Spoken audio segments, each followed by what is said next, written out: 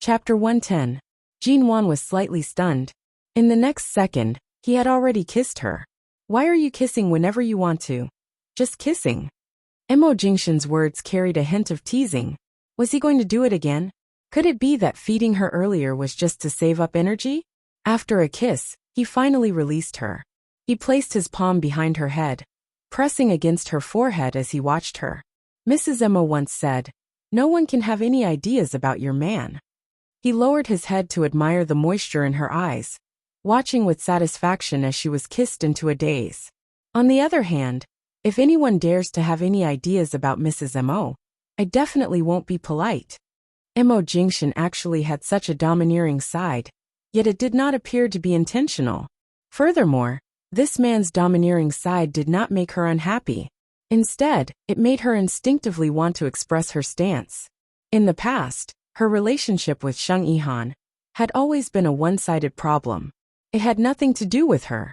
Jinwan stared at him and suddenly took the initiative to hug his shoulders. She raised her head and kissed him harshly on the lips. Under the man's dark and turbulent gaze, she sincerely said, "All right." This one word was so sincere that it was as though she wanted to hand over the little world hidden in her heart to his hands. Mo Jingshan lowered his eyes, pressing her down on the bed. Jinwan fell back, looking at the man on top of her. In front of others, this clear and gentle man was the unapproachable CEO Mo. But at this moment, he was seductive like a fiery and bewitching demon. There was no one else like him. On the other side, even after the banquet ended, and Shuyan did not see Mo Jingshan return. Everyone in Haiqing knew that Mo Jingshan was a cold and rational person. Yet, this man who was never affected by his emotions actually made an exception for Jinwan. Early in the morning, and Shuyan met Mo Xiaozi at the staircase of Wangting Hotel. Uncle Mo and Shuyan politely nodded at him. Mo Xiaozi glanced at her, asking sternly, "Your complexion is so bad. You didn't sleep last night?" And Shuyan smiled slightly. "I slept. Perhaps I slept too late. My complexion doesn't look good. Everything you've seen and heard in the country these days, is it the same as last night?" Jingshan is serious about that, Jinwan?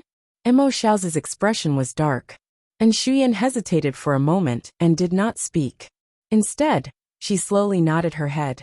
Mo Xiaozi first raised his eyebrows in extreme dissatisfaction, then narrowed his eyes coldly. After a moment, Mo Xiaozi said slowly, "Since that's the case, do you still want Mrs. Mo's identity?" And Shuyan was silent for a long time. She took 2 deep breaths, her gaze filled with stubbornness. "Uncle Mo, what you should be asking me is, do I still want this man, Mo Jingshan?" Without waiting for Mo Xiaozi to speak, her voice was soft but firm. "My answer is I want it." Mo Xiaozi looked at her sternly for a long time before finally waving his hand at her. "All right, I understand. Go back and rest." And Shuyan nodded at him respectfully. "Thank you, Uncle Mo." As soon as he finished speaking, he turned around. When Shenmu brought her phone over, Jinwan was drying her hair in the bathroom. The sound of the wind was too loud. She only knew that Shenmu had brought her bag and Mo Jingshan's things over.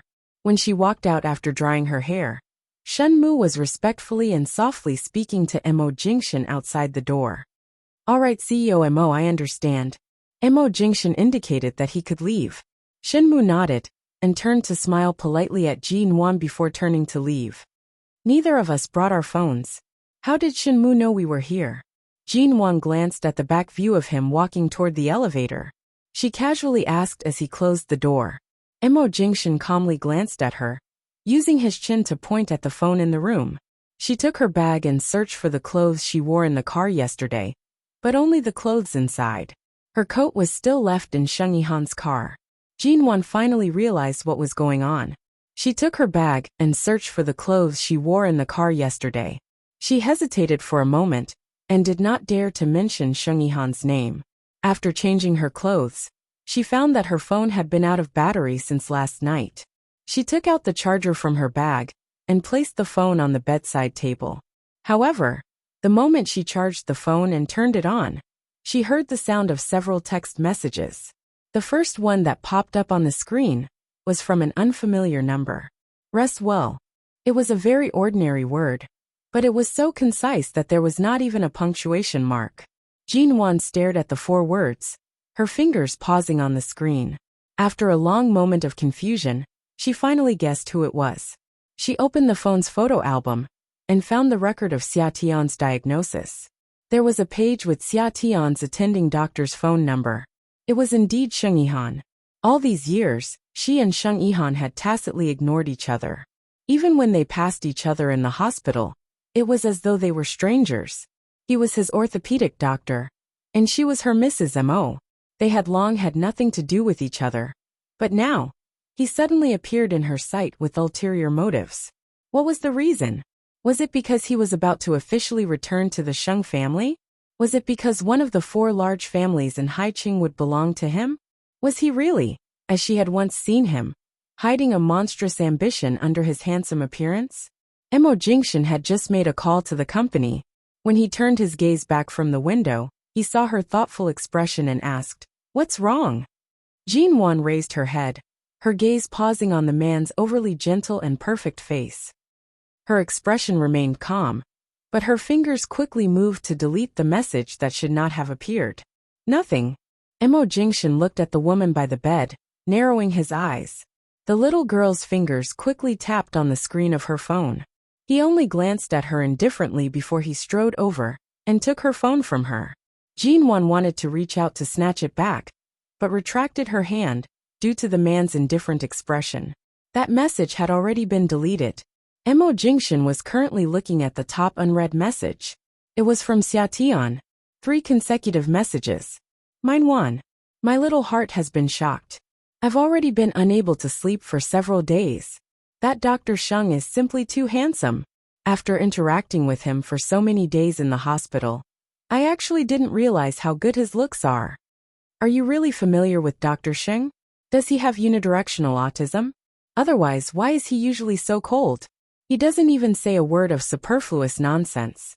With just a glance, he can freeze a person half to death. On account of that face of his, I'll forgive this iceberg. I still can't sleep. Also, this Dr. Sheng's facial features are extremely well proportioned. The bridge of his nose is very straight. Isn't it said that a man's nose is directly proportional to his lower body? This iceberg may appear refined in his white coat, but it completely cannot conceal his powerful nature. Sob, my heart is moved. I really want to sleep with him. 1. Since you've known him before, have you never had feelings for Dr. Sheng before? Seeing Mo Jingxian's unperturbed expression, the surrounding temperature clearly dropped several degrees. Jinwan held her forehead. Chapter 111. Just from these few messages, she felt that her life was about to end soon. Best friends always spoke without restraint. In their messages, they dared to say all sorts of dirty jokes. This was practically stabbing a knife into Mo Jingxian's eyes. Then she saw Mo Jingxian's gaze. It was as though there were knives shooting toward her. His gaze was cold and filled with coldness. Cold rain, autumn frost, snow on the summit of a mountain, and many other words were unable to describe his piercingly cold expression. Cough. Jinwan raised her hand guiltily to push the loose strands of hair behind her ear, calmly explaining. This is how we women chat in private. We don't care if it's meat or vegetables. Mo Jingxian glanced at her heavily. He still did not return the phone to her. His sharp gaze scraped her from top to bottom. The way you talk without restraint is to study a man's nose? Jinwan. Although she was not thinking of such a thing, her gaze unconsciously drifted toward Mo Jingxian's nose. She vaguely remembered that when they first got married, because she always resisted this marriage, Xia Tian had earnestly and patiently nagged about how this man Mo Jingxian was and whatnot. She also seemed to have said that Mo Jingxian's nose was tall and straight. Although he looked like an ascetic male god, his size was definitely not small. In any case, she had evaluated Mo Jingxian from all aspects, and did not forget to be infatuated with him for several days. She said that it was a waste for Jinwan to not sleep with a man like this. Her gaze suddenly met Mo Jingxian's. Jinwan abruptly returned to herself, and immediately reached out to snatch the phone back. The private conversations between women have always been nondescript. We talk about whatever comes to our minds. Only you men are allowed to admire a woman's black stockings, beautiful legs, and high heels in the summer. But we women are not allowed to occasionally talk about such topics? Jinwon tried to defend herself as she tried to snatch the phone back. Mo Jingshan coldly glanced at her. He raised his hand slightly and brushed the phone away from her hand, not letting her have her way.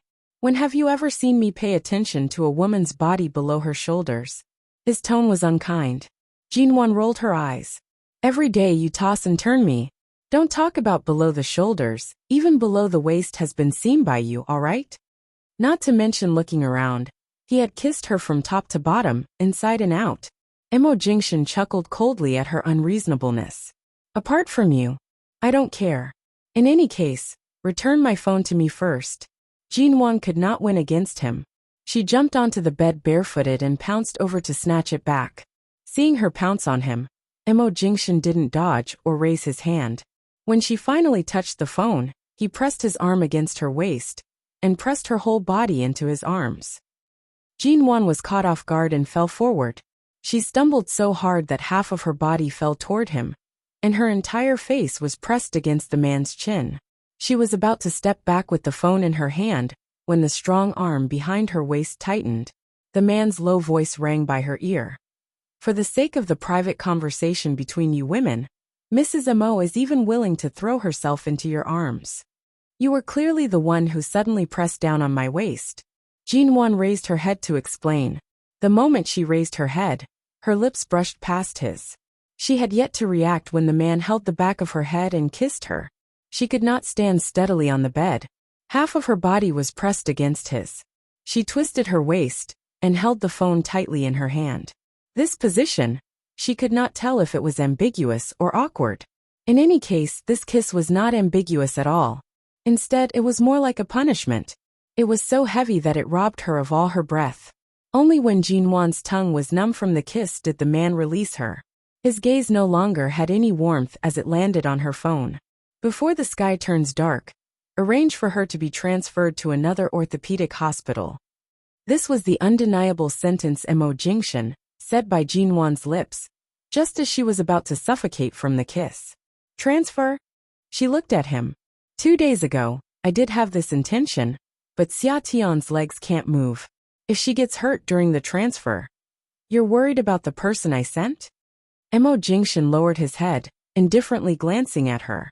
His goal was to keep her away from Sheng Yihan, while her goal was to keep Xia Tian away from that scumbag. Regardless of the reason, it was a good thing for Xia Tian to leave her current hospital. It could be considered as settling the matter once and for all. All right then. Which hospital should she be transferred to? I'll arrange it. Oh. Jinwon responded and glanced at him from time to time. He clearly minded those few messages earlier. He minded it a lot. If he had seen Sheng Yihan's message, it was likely that it would not be as simple as transferring Xia Tian's hospital. Jinwon was thankful that her hands were fast enough to delete that message. At the same time, she was cursing that bastard Xia Tian in her heart. She really caused so much trouble. It was fine if she liked to chat dirty jokes with her. She could talk about which muscular male celebrity on the television, or which male model with hormones bursting out of control. But she actually talked about Sheng Yihan. She had seen people dig holes for their bosom friends, but she had never seen someone dig holes like this. Xia Tian, that idiot. Jinwon lowered her head. She replied to Xia Tian's message while informing her of the transfer and celebrating that she could finally break free from the iceberg. She then ignored Xia Tian's cries of pain and raised her eyes to look at Mo Jingshan. That's right. She took the initiative to change the topic. At the hospital, there's a bank owner chasing after Xia Tian. But he's a scumbag from head to toe. Can you do me a favor and prevent that man from getting close to Xia Tian again? It's best if he's thrown to Africa and never to return. Mo Jingshan glanced at the woman, who looked like she wanted to forget about the earlier incident. He calmly asked, what bank? I think it's a private bank in Haicheng. It has financial dealings with banks in Hong Kong and Taiwan. Mo Jingshan's tone was heavy. It's just a small to medium-sized financial company. If they want to send someone to Africa legally, they can just buy it. Jinwon pursed her lips. Buy it? The MO Corporation's business range is very wide. Many of the private banks and financial companies in Haicheng have dealings with the MO Corporation. It's just a small bank. Do you still want to waste your time fighting with him? That was right. Fighting with that kind of scumbag was indeed a waste of time. Buying their bank's shares was not only the most direct method, but it was also killing two birds with one stone. After all, the financial industry was also becoming more and more profitable. Obtaining a relationship with a bank was also a kind of gain. Buying it would not be a loss. Jinwan suddenly smiled. She held onto his arm and took the initiative to act spoiled. Thank you, hubby. Hubby is the best. Hubby is the best. Chapter 112. Jinwan reached out to tug on his sleeves. As she tugged, she blinked at him with incomparable sincerity. I've really never had any feelings for Shengyihan. You should know that before I married into the MO family, I've never had any official boyfriends. Nor do I have any so-called past. I'm practically the model of a clean body and mind. Hearing the word model, Mo Jingshan mildly glanced at her. It was clear that he had gained a rare bit of patience from her sincere explanation. Jinwan took the opportunity to hug his arm. Before you, I've never loved any man. A trace of a smile appeared on Mo Jingshan's face. He reached out to smooth her hair, asking meaningfully, Is Mrs. Mo confessing to me? You love me? And Jinwan's heart stirred for a moment. Between her and Mo Jingshan, there had been all sorts of sweetness and warmth, but the word love had never been mentioned. She had yet to reply when she saw the man's lips curve slightly deeper. It seemed like his mood had suddenly improved. His mood was indeed not bad. Jinwan's heart was currently in complete turmoil. The question that she had never dared to think about had suddenly leaped out in front of her unintentionally. By the time Jinwan returned to herself, Mo Jingshan's hand had already tangled in her hair. He was watching her with a slight smile. Aren't you going to continue charging your phone? Jinwan finally recalled that her phone had only been charged for less than 2 minutes before being unplugged. She rushed to continue charging. When she turned back, she saw that Mo Jingshan had picked up the remote control by the bedside and raised the temperature of the air conditioning by 2 degrees. The man's back view was tall and steady. No matter what time it was, he would always be unhurried and calm. Jinwan suddenly chuckled lightly. Mo Jingshan turned to glance at her. What are you laughing at? Nothing much. It's just that I suddenly realized that the great CEO Mo is like a professional nanny in front of me. No matter if it's hot or cold, he can take care of me meticulously. I should actually be moved to tears. I shouldn't be laughing at all. I admit my mistake. As she spoke, she could not help but laugh out loud. Her eyes curved into crescents as she laughed. Mo Jingshan casually tossed the remote control onto the bed, calmly saying, It won't be too late to laugh when you learn how to take care of yourself. Jinwan slept again in the afternoon. After all, she had used up all her energy last night and this morning. He only woke up when the sky turned dark. When he woke up, he saw Mo Jingshan sitting on the sofa. In his hands were the company documents that Shen Mu had sent over in the afternoon, as well as some files that he needed to look through personally. The sofa in this hotel room was very soft. Mo Jingshan's sitting posture was elegant and proper. This man's beauty seemed to be innate. Even if he was just sitting there quietly looking at the company documents, he would still attract everyone's attention. Jinwan got off the bed. She had just walked over when Mo Jingshan raised his head to look at her. His clear and heavy expression met her sleepy appearance. You're not going to sleep, he asked. It's getting dark. Sleep after 10 o'clock. Otherwise, your schedule will be messed up. Jinwan saw the logo of Shine Group printed on the document in his hand. Knowing that it was a cooperation project with Shine Group, she didn't want to disturb him. Jinwan turned to pour him a glass of water. Come here, Mo Jingshan called. Hearing this, Jinwan approached the sofa. Mo Jingshan patted the seat beside him, indicating for her to sit down. Jinwan glanced at the water dispenser and gave up on the idea of pouring him a glass of water. She obediently sat down. The man's arms circled around her waist, naturally and intimately holding her in his embrace. His gaze remained focused on the documents in his hands. Since Shine's project hasn't ended, why didn't you return to the company today? You've wasted the entire day in the hotel with me. I'm already feeling bad.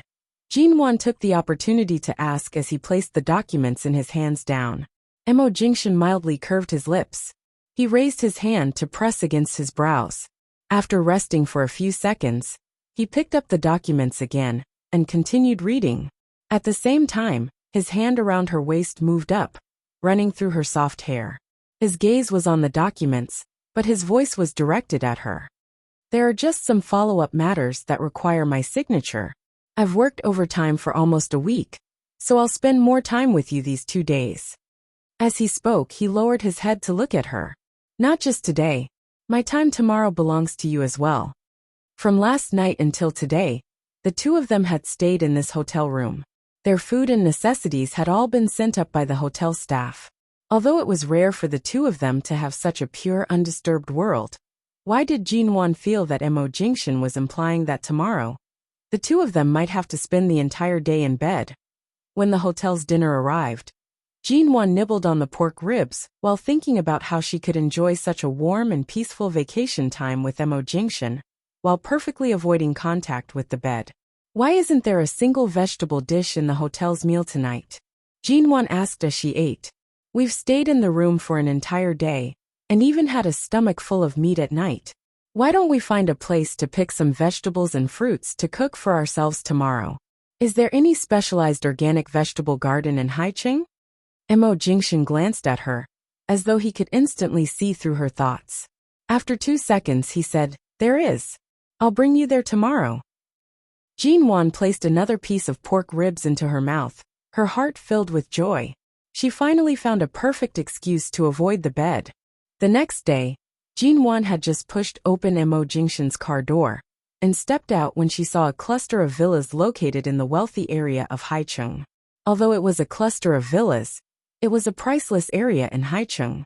There were not many people living here, because not everyone could live here. How could there be a vegetable garden in a place like this? Did you bring me here to pick the grass? Jinwan suspected that she had been tricked by him, and turned back to ask. Mo Jingshan parked the car and walked over. Go to Qin Siding's place. You can pick whatever you want. Ah, this is where Dr. Qin lives? Jinwan was astonished. He lives here alone. The backyard of the villa is spacious. In recent years, the Qin family's elder likes to grow his own vegetables and fruits. There isn't enough space at home, so he took over Qin Siding's backyard. Jinwan's gaze shifted toward the villa. So behind such a beautiful high-class villa in Dr. Qin's home, there's actually a vegetable garden? This strange scene. As they spoke, a low-profile gray sports car drove in from the empty road. Originally, it was about to drive past them when it suddenly braked. The car window rolled down, revealing Qin Siding's slightly surprised handsome face. What's the situation? Why have you come to my place? Jinwan felt as though she was about to steal vegetables, but was discovered by the owner. She raised her hand and awkwardly waved at him. Hi, Dr. Qin. Qin Siding's gaze shifted down, noticing the basket in Jinwan's hands. He did not know where she had gotten it from. Chapter 113. The security of this villa area was very strict. Thankfully, Qin Siding returned in time, saving Jinwan a lot of unnecessary trouble. She followed him in. After receiving permission, Jinwan carried the basket all the way to the back of the villa. Qin Siding glanced at the floor-to-ceiling window behind him. He watched the woman in the backyard with a lukewarm smile on his lips, as he leaned against the wine cabinet by the side. He took out a bottle of aged red wine and poured it into a goblet. He handed a glass to Mo Jingshan, swirling the wine in the glass as he casually said, You really have endless ways of coaxing a woman. You even selflessly contribute to me. Mo Jingshan's lips curved imperceptibly. He took a sip of the wine and placed the glass down. When did your taste become so bad? He mildly mocked. Qin Siding coldly snorted. I have at least 5 to 6 operations in the hospital every day. I'm so busy that I don't even have time to go home. The wine cabinet is filled with gifts from others. There are both good and bad ones. It's already not bad to have a few drinkable bottles. You're still picky? Mo Jingshan coldly said. I'll ask Shenmu to send 2 bottles over another day. Qin Siding raised his brows, placing down the wine glass. He could not hold back his laughter as he said, "It turns out this transaction is still worth it. Your wine is all 80 years old high-quality wine. A basket of vegetables and fruits can be exchanged for 2 bottles of good wine. In the future, can I quit my job and focus on nurturing this vegetable field? It's even more profitable than being a doctor." Although Mo Jingxian was slightly disgusted, he still picked up the glass of wine and took a sip. A moment later, he indifferently said, "Ever since that woman kicked you away and went overseas, your quality of life and taste have been plummeting. I really can't stand it anymore." Ah. Qin Siding poured another glass of wine, but his smile did not reach his eyes. He turned to glance at Jin Wan, who was picking vegetables excitedly behind him. He narrowed his eyes to say, "Brothers are like limbs, women are like clothes. This old man has gotten used to being naked these years." Mo Jingxian's cold brows moved. He mockingly glanced at him. "Who was the one who almost broke his own limbs for a woman? You speak as though you've seen through the mortal world. Do you really think you're a vegetarian monk?" Qin Siding frowned without batting an eyelid. He did not speak at first, but a moment later, he poured a glass of wine and drank it in one gulp. Putting down the wine glass heavily, Qin Siding sneered coldly. "So what if you have a woman?" Impressive." Qin Siding choked and stared at him with a smile. He then raised his hand and pressed between his brows. "I'm going to the back to see your woman. Don't King discuss me here." Jin Wan was currently picking vegetables from the vegetable field in the backyard. She did not expect Dr. Qin's backyard to be so large. There were all kinds of vegetables and fruits. Although it was autumn, more than half of the backyard was covered with a greenhouse that could gather sunlight and heat. It could be seen that the Qin family's elder was indeed fond of these things. He even arranged such professional autumn and winter planting facilities so appropriately.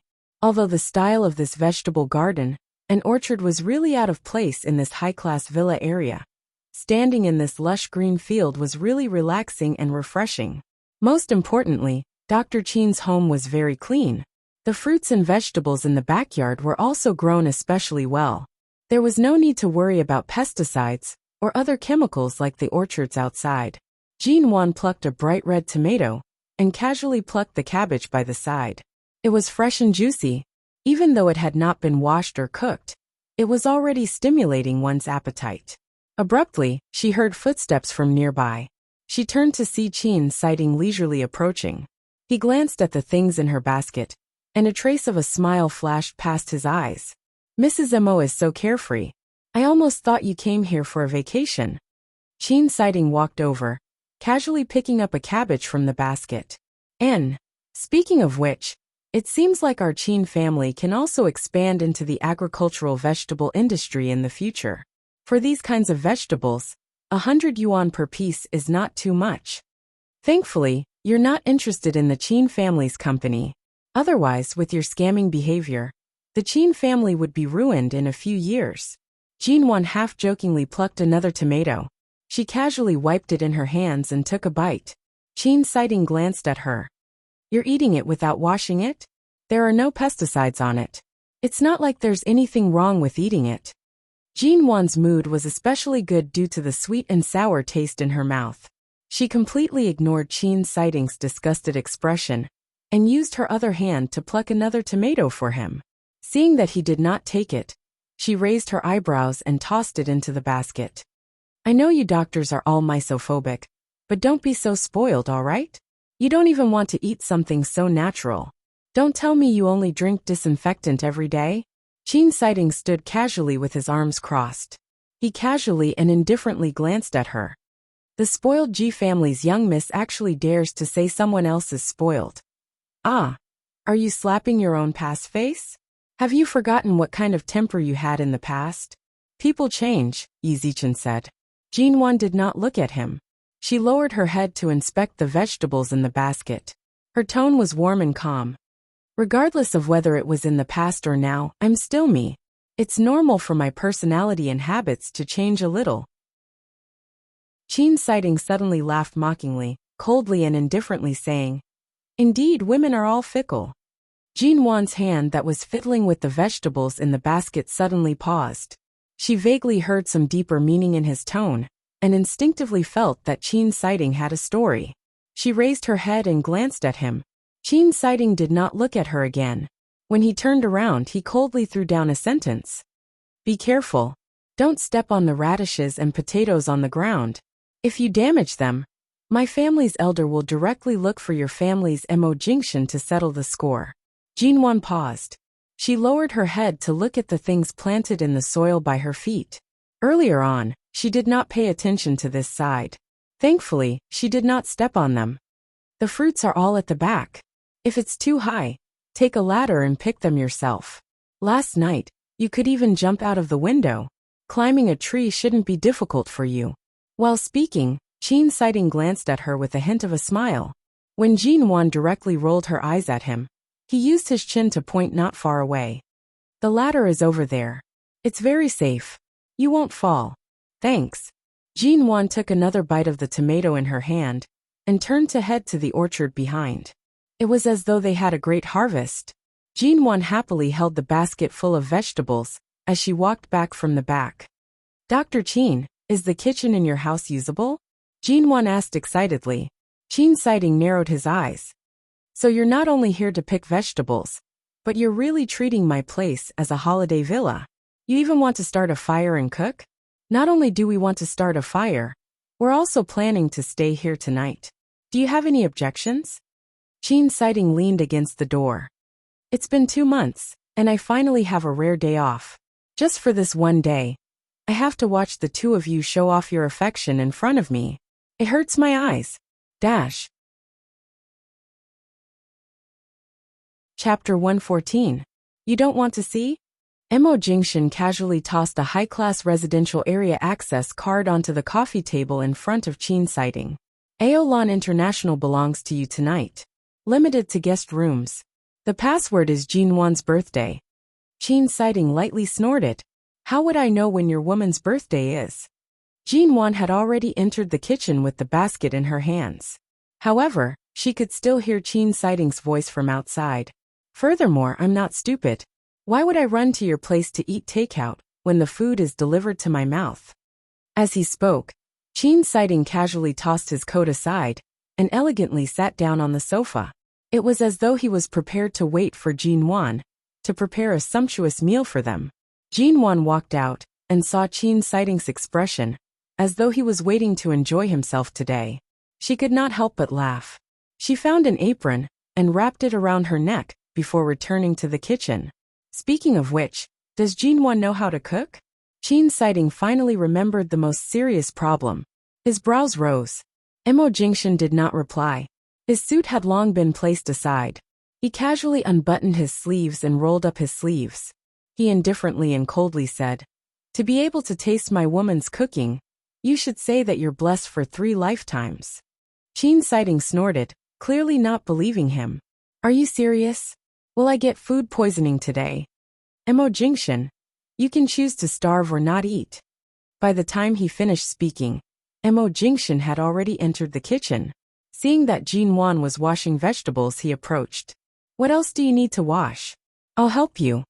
Jinwan did not raise her head, continuing to wash the vegetables seriously. There's no need. I can do it myself. Dr. Qin's house usually has helpers coming over to clean or cook. There's nothing lacking in this kitchen. It's easy to find. I can handle it myself. As she spoke, she turned to pick up the peeler to peel the potatoes. Her back was facing Mo Jingxian. The man approached from behind, helping her tie the 2 straps on the back of her apron. Did the straps come loose? Earlier on, my hands were wet, so I casually tied it. I didn't pay much attention. Jinwan turned back to glance behind her before raising her eyes to smile at Mo Jingxian. The little woman smiled gently, turning back to continue washing the vegetables. Her serious appearance caused Mo Jingxian to be unable to shift his gaze away. The kitchen seemed to be in harmony. Even now, Qin Sighting deeply suspected that Jinwan, who had always been a pampered young lady, would actually cook? From the sound of it, there was no messiness in the kitchen, or the sound of pots and pans falling to the ground. It was steady, orderly, harmonious, and calm. The sound of vegetables being washed and cut was more like the most soothing rhythm in the world. Jinwan really knew how to cook. This realization caused Qin Sighting to start doubting his life. I ate meat last night, and now it's all vegetarian again. Jinwan suddenly poked her head out from the kitchen door, looking at Qin Sighting, who was sitting on the sofa and doubting his life. Dr. Qin, you should be familiar with this area, right? Can you go to the supermarket and help me buy some fish and some meat suitable for stir-frying? Qin Sighting raised his brows and glanced at her in surprise. You want me to buy it? Don't tell me you want me to go. Jinwan raised her still wet hands. I'm still washing and cutting the vegetables. Going back and forth is too much of a waste of time. Where's your man? Qin Sighting casually placed a hand on the back of the sofa. Jing Shen is helping me. He's not very familiar with this area. As Jinwan spoke, she chuckled at him. Dr. Qin, if you want to eat early, I'll have to trouble you to run an errand. Otherwise, all of us will have to starve. Troublesome. Qin Sighting complained impatiently, but he still got up. He picked up his coat and placed it on his arm. Then, he picked up the electronic car key and strode out the door. Jinwan turned back to the cupboard, only to see that in just a short while, Mo Jingshan had already helped her separate the vegetables she had washed and put them away. Then, she saw the man in a shirt and trousers mixing the seasonings of each dish in proportion to each bowl. The man was tall and straight to begin with. Now that he was standing here doing all this, the difference from a high-ranking elite to a housekeeper actually gave rise to a kind of warmth that could warm people to death. Most of the things she needed to do had already been done by him. Thus, Mo Jingshan was not helping her at all. Instead, it was clearly she who was helping him. TSK. In that case, what Mo Jingshan had said to Qin Sighting earlier should be. To be able to taste Mo Jingshan's cooking, it was definitely Qin Sighting's fortune of 3 lifetimes. Qin Sighting followed Jinwan's request and bought raw fish, meat, and other fresh ingredients. He threw the shopping bag into the kitchen and did not pay them any more attention. He returned to the bathroom to wash his hands twice. Jinwan saw it and leaned against Mo Jingshan's side to mutter. I heard that doctors have the habit of washing their hands dozens of times a day. It seems like this is true. Mo Jingshan smiled and did not say anything. The man's arms that were exposed from his sleeves were firm and strong. He placed the pot on the stove, his movements smooth and handsome. Jinwan cut the newly bought meat while softly asking, is it really because Dr. Qin has loved to learn medicine since he was young that he gave up the inheritance rights to the Qin family's company and insisted on becoming a doctor? Mo Jingshan's tone was mild. No. No. Then could it be that he was forced? Jinwan was shocked. Mo Jingshan did not reply. He lowered his gaze to see that when Jinwan cut the meat, the sharp knife would always brush past her fingers. Although her fingers were not cut, his brows still furrowed imperceptibly. He calmly said, go to the back and pick some vegetables suitable for making a salad. You can just make a simple fruit and vegetable salad. All right. Hearing this, Jinwan placed the knife in her hand down. She washed her hands and turned to pick up her small vegetable basket to head out. In the backyard, Jinwan picked out various fresh vegetables. The kitchen was also quiet. Qin Sighting leisurely lay on the sofa, preparing to sleep for a while before waking up to eat. In the end, the moment he closed his eyes, the sound of footsteps approached. His calf was abruptly kicked. Qin Sighting opened his eyes to see Mo Jingshan holding a shining, silver kitchen knife in his hand. His gaze was cold and sharp. Come over and help me. Isn't there Jinwan? How am I supposed to help you? Qin Sighting did not move. If you want to eat, then go in and cut the meat for me. Mo Jingshan coldly tossed down these words before turning to head back. Qin Sighting rubbed his brows. He stood up and walked to the kitchen door with his arms crossed. He lazily said, my hand that holds the scalpel still needs to help you cut the meat? Why don't you let Jinwan finish cutting before going out? Mo Jingshan did not turn his head back. She's not suited to use a knife. Qin Sighting rolled his eyes. If he was afraid that his woman would cut her fingers, he could just say it directly. He sounded so dignified as though no one could tell. I've discovered that ever since you had a woman, you've really broken through my understanding of you. The words wife-doting maniac really suits you. Mo Jingshan, You flatter me. Chapter 115. Finally, with the cooperation of the three of them, a feast was prepared. Although most of the dishes were vegetarian, since the great CEO Mo was the chef, they would definitely not be simple dishes. What's more, Dr. Qin was personally in charge of the various fish and meat slices. This table was filled with color, aroma, and taste. It was so perfect that Jinwan wanted to take a photo and post it on her social media. It was a pity that there were no social media apps like WeChat or Weibo. However, Jinwan still secretly took 2 photos, planning to save them in her phone. Mo Jingshan saw her small actions and did not expose her, allowing her to take photos. Jinwan took the opportunity to add Mo Jingshan into the frame as well. With 2 clicks, the handsome head chef Mo and the smiling head surgeon Qin at the back formed a perfect group photo with the feast on the table. Can we eat now? Qin Sighting pulled out a chair and sat down. Dr. Qin, do you want to test the poison first? Jinwan sat down and asked with a teasing smile. That's good too. Although Mrs. Mo's food doesn't taste very good, at least it won't poison me. However, the one cooking today is CEO Mo. Then, that might not be the case. Qin Sighting picked up his chopsticks and picked up the nearest dish, tasting it. As he chewed, he was silent for a long time. How is it? Is it delicious? Jinwan was like a grandma selling melons, showing off her husband's skills. With the great CEO Mo personally cooking, this kind of rare delicacy is definitely something that can only be encountered by luck. Qin Sighting sneered, not answering if it was delicious or not. Didn't you say you were the one cooking? How did it become your man's chef? Jinwan pointed at the salad and fruit salad on the table. These 2 dishes count as well. What kind of dish is this? Qin Sighting snorted as he picked up another vegetable leaf with salad dressing. After tasting it, his brows moved, but he remained silent for a long time. Jinwan smiled. My salad is seasoned with a secret recipe. It tastes different from the other salads you've eaten, doesn't it? Qin Sighting furrowed his brows and finally gave up resisting. It's indeed not bad. Marriage is truly a magical thing. It can make the great Mo Jingshan willing to cook for a woman, and it can even make the pampered and unparalleled Miss Ji suddenly become a good wife and loving mother. So Dr. Qin, don't always have a bitter and hateful attitude towards women. You should fall in love and get married. You'd better worry about yourself. Qin Sighting sneered and glanced meaningfully at Jinwan. You haven't even figured out your own man's background, and you still want to pretend to be an emotional expert in front of me. The more mysterious a man is, the more charming he is. Anyway, he's my husband. No matter how unfathomable he is, he's still my husband. Jinwan rolled her eyes at him. Qin Sighting snorted coldly. You're quite confident. Why weren't you confident when you jumped out the window last night? I was drunk last night, so I wasn't sober. Can you argue with a drunk person? Sophistry.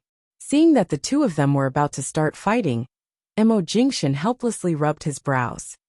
All right, even food can't stop your mouths. As he spoke, he placed a few dishes into Jinwan's bowl. Jinwan had long been hungry. She ignored Qin Sighting's lukewarm and slightly mocking expression and picked up her bowl and chopsticks to eat.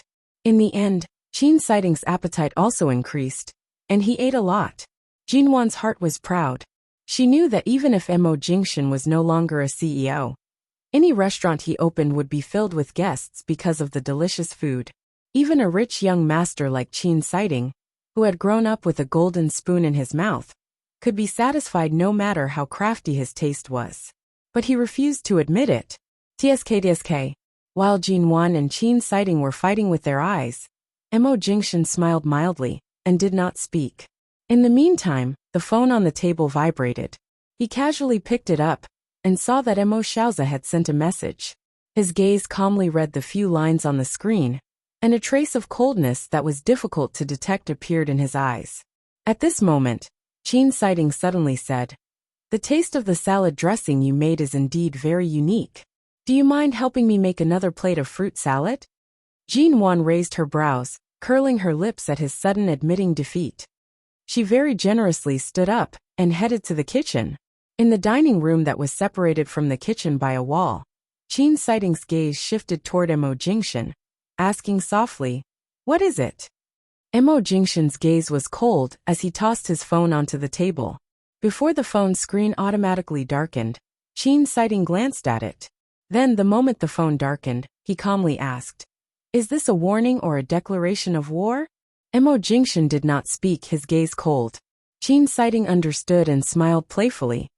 "What do you plan to do? After all, this isn't the first time." Mo Jingshan raised his eyelids. After several seconds, he calmly spat out, "There won't be a second time." Qin Sighting raised his brows. "Why don't you arrange someone skilled by Jinwan's side? Nanheng has several well-trained bodyguards under him." That night, Jinwan and Mo Jingshan stayed here. Before returning to the guest room to rest, she handed the pills she had specially brought over to Qin Sighting. The last time she returned to the Ji home, she had used the excuse of her stomach feeling unwell to sneak into Ji Hongwen's room to retrieve these pills. To prevent others from noticing, she had only poured 1 or 2 pills into each bottle. However, these were sufficient for Qin Sighting after a detailed examination. Qin Sighting tossed the pills into a small, transparent glass bottle. He turned back to see that Mo Jingshan was already preparing to bring Jinwan upstairs to rest. "I say, the two of you better not treat this place as a holiday villa. Pay attention to your manners. This old man is still staying downstairs." Qin Sighting's brows revealed the strong unhappiness of a single dog at night. His tone was filled with warning. "The two of you are not allowed to make any noises in my house at night." "Jinwan." Mo Jingshan glanced at him lightly and took Jinwan upstairs with his arm around her. The entire day, Jinwan's mood was very relaxed. She also slept very well. As she slept early, she woke up early. The sky had just begun to brighten when she woke up. The morning sun was deep blue, and the sky had yet to brighten. She was about to get off the bed to pour herself a glass of water when she paused. She saw Mo Jingshan standing by the floor-to-ceiling windows. He was dressed in a white shirt and black trousers. He had one hand in his pocket, slender and silent. He was still dressed in the same clothes as yesterday. Jinwan turned to look at the time on her phone. It was not even 6 o'clock. Could it be that he did not sleep the entire night? Jinwan was slightly surprised. She stood up and walked over. The moment she approached, Mo Jingshan turned around. Their eyes met. The man's deep, black eyes watched her face, sweeping across her brows. His voice was gentle and hoarse. "Why did you wake up so early?" Jinwan did not answer, asking in return, "You didn't sleep last night?" Chapter 116. How can I not sleep? Jinwan dragged him to the bedside, forcing him to sit on the edge of the bed. "Now sleep." Mo Jingshan smiled, holding her hand and placing her on his lap. He kissed the corner of her lips. "You've woken up and are full of energy. Aren't you afraid that I'll exhaust your energy again?" Jinwan turned and bit down on his lips. She lowered her voice to say, "Dr. Qin said that we're not allowed to make any noises. He drank last night and is still sleeping." Mo Jingshan kissed her lips once, and then again. Jinwan had just woken up early in the morning, afraid that she would be seduced by him to the point of doing something indescribable in Qin Sighting's home. She rushed to press her hand against his chest. Her expression was serious. "By the way, I have to make a trip to the studio tomorrow." Mo Jingshan smiled mildly. "If you have any problems, remember to tell me. Don't bear it alone. Always remember that you have a husband. They're all small problems left behind by Han Tianyuan. I can handle those unpresentable dregs," Jinwan softly said. Mo Jingshan kissed her on the cheek again. It was a very warm kiss. After a moment, the man spoke softly and huskily. "Recently, Haiqing hasn't been peaceful. The Yu Garden's security is better. Move back to the Yu Garden." Jinwan's gaze swept past his calm, handsome face. She did not ask further. "All right, then let's go back." When Jinwan went downstairs, she saw that Qin Sighting, who was supposed to head to the hospital early in the morning, was standing by the large window on the first floor. He held a glass of wine in his hand and was currently looking at another villa about 100 meters away. He had drunk last night. Early in the morning, he actually still had wine in his hand. From this angle, She could only see that Qin Sighting's back was indescribably dark and cold. He did not seem like the person who usually teased her, or liked to tease her. Just his back view alone made him seem like a completely different person. Jinwan turned and returned upstairs. When she saw Emo Jingxian approaching, she raised her hand to her lips and made a shu expression. Did Dr. Qin drink too much last night? It's already so late, but he hasn't gone to the hospital, Jinwan whispered. Hearing this, Emo Jingxian walked down the stairs. Seeing the scene in front of the window, his gaze indifferently swept toward the villa in front of him, that no one had lived in for 4 whole years. There was a limousine parked outside the villa. The engraved iron gate in front of the villa was open, and a few people were moving luggage inside. From the color of the luggage, most of it was for women. With just a glance, Emo Jingxian continued downstairs. His tone was cold and carried a hint of mockery. She's back. Aren't you going to greet her? Qin Sighting put down the wine glass in his hand and turned around. There was no trace of alcohol in his eyes, and his lips curved into a cold smile. I have 2 surgeries this afternoon. I have nothing to do in the morning, so I need to sleep for a few hours to conserve my energy. Remember to close the door when you leave. As soon as he finished speaking, he turned around and walked inside.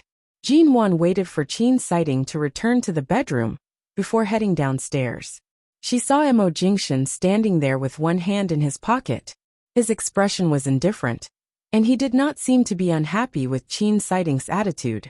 He also did not feel that it was inappropriate for him to be treated coldly. Jinwan could clearly see that Qin Sighting's expression earlier was not normal. Emo Jingxian's expression was also unfathomable. On the way back to the Yew Garden, Jinwan leaned against the seat and flipped through the messages on her phone. In the end, she stopped at the last 2 messages that Xia Tian had sent her yesterday. It can't be. Why did you suddenly want to transfer hospitals? It wasn't easy for me to gain some interest in Dr. Sheng. Jinwan, have you been hiding some evil intentions recently? Are you purposely trying to break my marriage? Ah, I'm so angry. Jinwan curved her lips. Since yesterday, she had not replied. Xia Tian was most likely about to explode from anger. She opened the message page and tapped on the screen. That's right. I came with the evil intentions of cutting off your rotten peach blossoms. Have you already transferred hospitals? In less than half a minute, Xia Tian directly replied. F*CK. You're only replying now. I thought that your sex life with Emo Jingxian had not ended since yesterday. Jinwan rolled her eyes and sent a disdainful emoticon over. Xia Tian. Yesterday, I don't know where these cold and reserved lunatics in suits came from. The moment they arrived at the hospital, they immediately completed the procedures for me to transfer hospitals. They didn't even give me the slightest chance to resist. Right now, I'm lying on a hospital bed in the new hospital, missing my Dr. Sheng so much. Jinwan, he isn't suitable for you. Don't think about it. You've committed all kinds of rotten peach blossoms this year. Killing one is one. Don't be delusional enough to fall into the swamp of love so quickly, Xia Tian. Weren't you the one who pushed Dr. Sheng to me? You even allowed him to chat with me in the hospital room. He caused me to fall in love. In the end, you're saying that he's also rotten? Jinwan. She held her forehead. I was afraid that you would be harassed by that scum again. Considering that he's your main doctor, I allowed him to watch over you. Who knew that you would be so easily infatuated? Xia Tian. This is called being physically and mentally weak. My bones are all broken. Tell me, how weak am I? How weak am I? I lie here every day, bored to the point of becoming moldy. Why can't I appreciate the various men passing by me? Sorry, the attack of men. Forgive me for not being able to resist. Jinwan. Your leg is broken, but your head is still intact, right? It just so happens that my studio has some market analysis stuff that needs someone to handle. I'll send the computer over to you. While you're recuperating, help me share some of the workload. It just so happens that you're good at these things. Xia Tian. I'm heartbroken, and you actually want me to work while I'm injured. Jinwan. It's precisely because you're heartbroken that you're using work to squeeze those useless thoughts out of your head. Besides, you've never been in love before. Why would you be heartbroken? Xia Tian. You're inhumane. Jinwan. From today onwards I'm your boss. You're to obediently analyze the information of Haicheng's real estate market. Your additional salary will be arranging for various good-looking male doctors to take care of you 24 hours a day. If you're not obedient, I'll have Mo Jingshan arrange for the ugliest doctor to harass you every day. Xiatian. Jinwan. I'm breaking off all ties with you. I'm going to beat you to death. Jinwan. Then you'll have to have the ability to jump now. After sending this message, she did not need to guess to know that Xiatian was so angry that she smashed her phone. Jinwan smiled and called the studio. She asked Xiaoba to send a laptop to Xiatian's ward. After arranging everything, the car had already arrived at the U Garden. Mo Jingshan was driving. Jinwan suddenly leaned over and said fawningly, I suddenly feel that your decisive decision to transfer Xiatian to another hospital is really brilliant. The man glanced at her expression, pressed her brows, and pushed her away. Sit back. You're disturbing my driving. Chapter 117. After entering the U Garden villa, Xiatian did not bother sending her any messages and directly called her. Jinwan answered the call while changing her shoes. She did not pay attention and pressed the hands-free button. In an instant, she heard Xiatian's roar through the phone. I don't care. Since you broke off my marriage, you have to find me a man as handsome, tall, and skilled as Dr. Sheng within half a year. Otherwise, my wounded little heart will never be able to calm down. Jinwan. I want a man. I want a handsome one. Jinwan. You have to compensate me with one. Jinwan. Auntie Chun had just arrived at the door and heard the commotion. She almost could not hold back her laughter. Jinwan pursed her lips and rushed to press the hands-free button back. She picked up the phone and pressed it against her ear, lowering her voice. Softer. How far do you want your loud voice to travel? Xiatian. Damn, you didn't put it on hands-free earlier, did you? That's right. Jinwan turned to see Mo Jingshan, who had just entered the door, staring at her with a deep gaze. Jinwan pointed at the phone that had been hung up, explaining, Xiatian has been in the hospital for so long and is about to collapse from boredom. Right now she's really love-struck like a love-struck fool, hee. Mo Jingshan was expressionless. If I hear another word about the surname Sheng from her mouth, the Xia family will immediately come from S City to bring her away. From today onwards, she can forget about taking a single step into Haicheng. My conversations with her are always so vulgar. Don't take it to heart. Jinwan knew that if he said it, he would definitely do it. Mo Jingshan indifferently curved his lips. He stared at her, speaking in a low and hoarse voice. Stay away from those men who want to approach you, En? His tone was calm and emotionless, but there was a hint of warning in it. The next day, Jinwan was in the U Garden study when 2 videos suddenly appeared in her mailbox. She clicked on them and glanced at them before directly closing them. She then curved her lips into a faint smile, but her eyes were colder. In the evening, she received Mo Jingshan's call. She supported her chin with her hand as she glanced at the computer screen. At the same time, she lazily and hoarsely said, Why are you calling at this time? Don't tell me you're working overtime again? Mo Jingshan chuckled softly, his clear and low voice ringing. You're that afraid of being alone in an empty room? I just don't want you to work too late and drive back. After all, the U Garden is a little farther than Ao Lan International. Even if Mrs. Mo lives in the suburbs of Haicheng, I still have to go home. A smile immediately appeared on Jinwan's lips. Her voice was clear and pleasant. She asked gently, Has the Shine Group's cooperation project ended? Actually, she wanted to ask if Shuyan and Mo Shaoza had already returned to the United States, but when the words were on the tip of her tongue, she changed the way she asked. Mo Jingshan did not reply. After a moment of silence, he said, Tonight, I'll bring you to meet someone. Be good and wait for me at home. Jinwan glanced at the time. What time tonight? Before 6 o'clock. Okay, but I have to go to the studio later. There's a little situation there. I'll probably be back in the evening. Has your studio's financial crisis been resolved? Jinwan paused for a moment. It's all right. It's just a small problem. I can resolve it.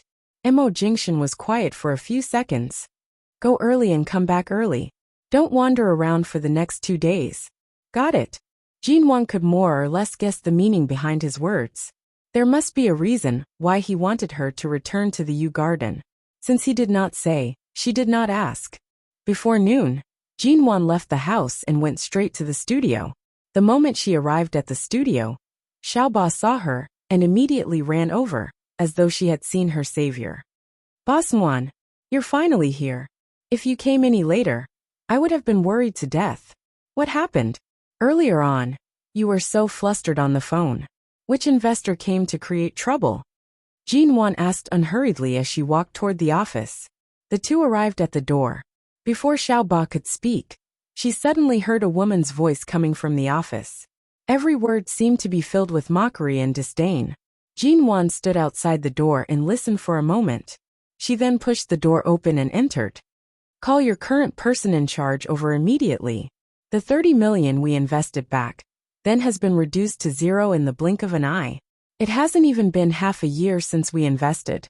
We haven't even seen a single dividend, and your company has already changed owners.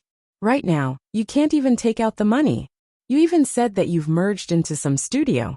From what I see, this is just an empty city hanging on the name of a studio. Jinwan saw the woman who was standing in front of the office table and pointing at the finance department's supervisor. That woman was around 30 years old. She was tall and beautiful, dressed fashionably, and maintained herself well. With one look, she could tell that she was either a manager of some company or a rich wife with a high net worth. Boss, she's CEO Jin. In the past, when CEO Han was still around, CEO Jin's company invested 30 million yuan here on account of their relationship with the Han Corporation. The contract was for 3 years. Every 6 months, they would receive at least 20% interest. However, it has already been more than half a year. Right now, not only has the interest not been transferred to their company's account, even the money they invested is gone. Xiaoba stood by Jinwan's side, softly explaining the situation. CEO Jin? She's the person in charge of the company called Tiansheng Investment? Jinwan calmly asked. Xiaoba nodded. That's right. CEO Jin, who was standing by the office table, noticed something behind her.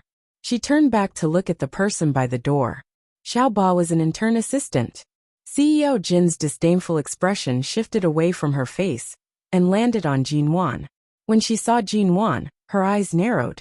Jinwan wore a white cashmere sweater. It was soft and comfortable, casually fitting to her body. The light brown coat she was wearing was also extremely low-key. She stood there calmly, glancing in CEO Jin's direction. Unlike the others who were submissive, there was a polite yet distant smile in her eyes. Of course, that smile was not very obvious. It was as light as a blink of an eye. CEO Jin coldly snorted. She placed the expensive international brand bag in her hands to the side and turned to seriously size up Jinwan. Could you be the new boss that these people are talking about? Miss Gio? Hello, I'm Jinwan. Jinwan only replied with this one sentence. Her gaze was cold but not too distant. Unknowingly, she exuded a domineering aura that could control the situation. However, she restrained it well. Chapter 118. Who told you that our studio's finances are in the red? As Jinwan spoke, her gaze shifted toward the supervisor of the finance department, who was standing in her office. Supervisor Su of the finance department was a woman close to 30 years old. She wore a pair of glasses, and her appearance was fair and refined. She had the demeanor of a white-collar elite. However, when Jinwan's gaze landed on her, her eyes flashed, and she turned her head away in fear to avoid her gaze. CEO Jin pointed at Supervisor Su. Supervisor Su has already taken out all of the financial statements and the bank statements for the past 2 months. Although Miss G doesn't lack this 30 million, running a company isn't like playing house. You must return the money you owe.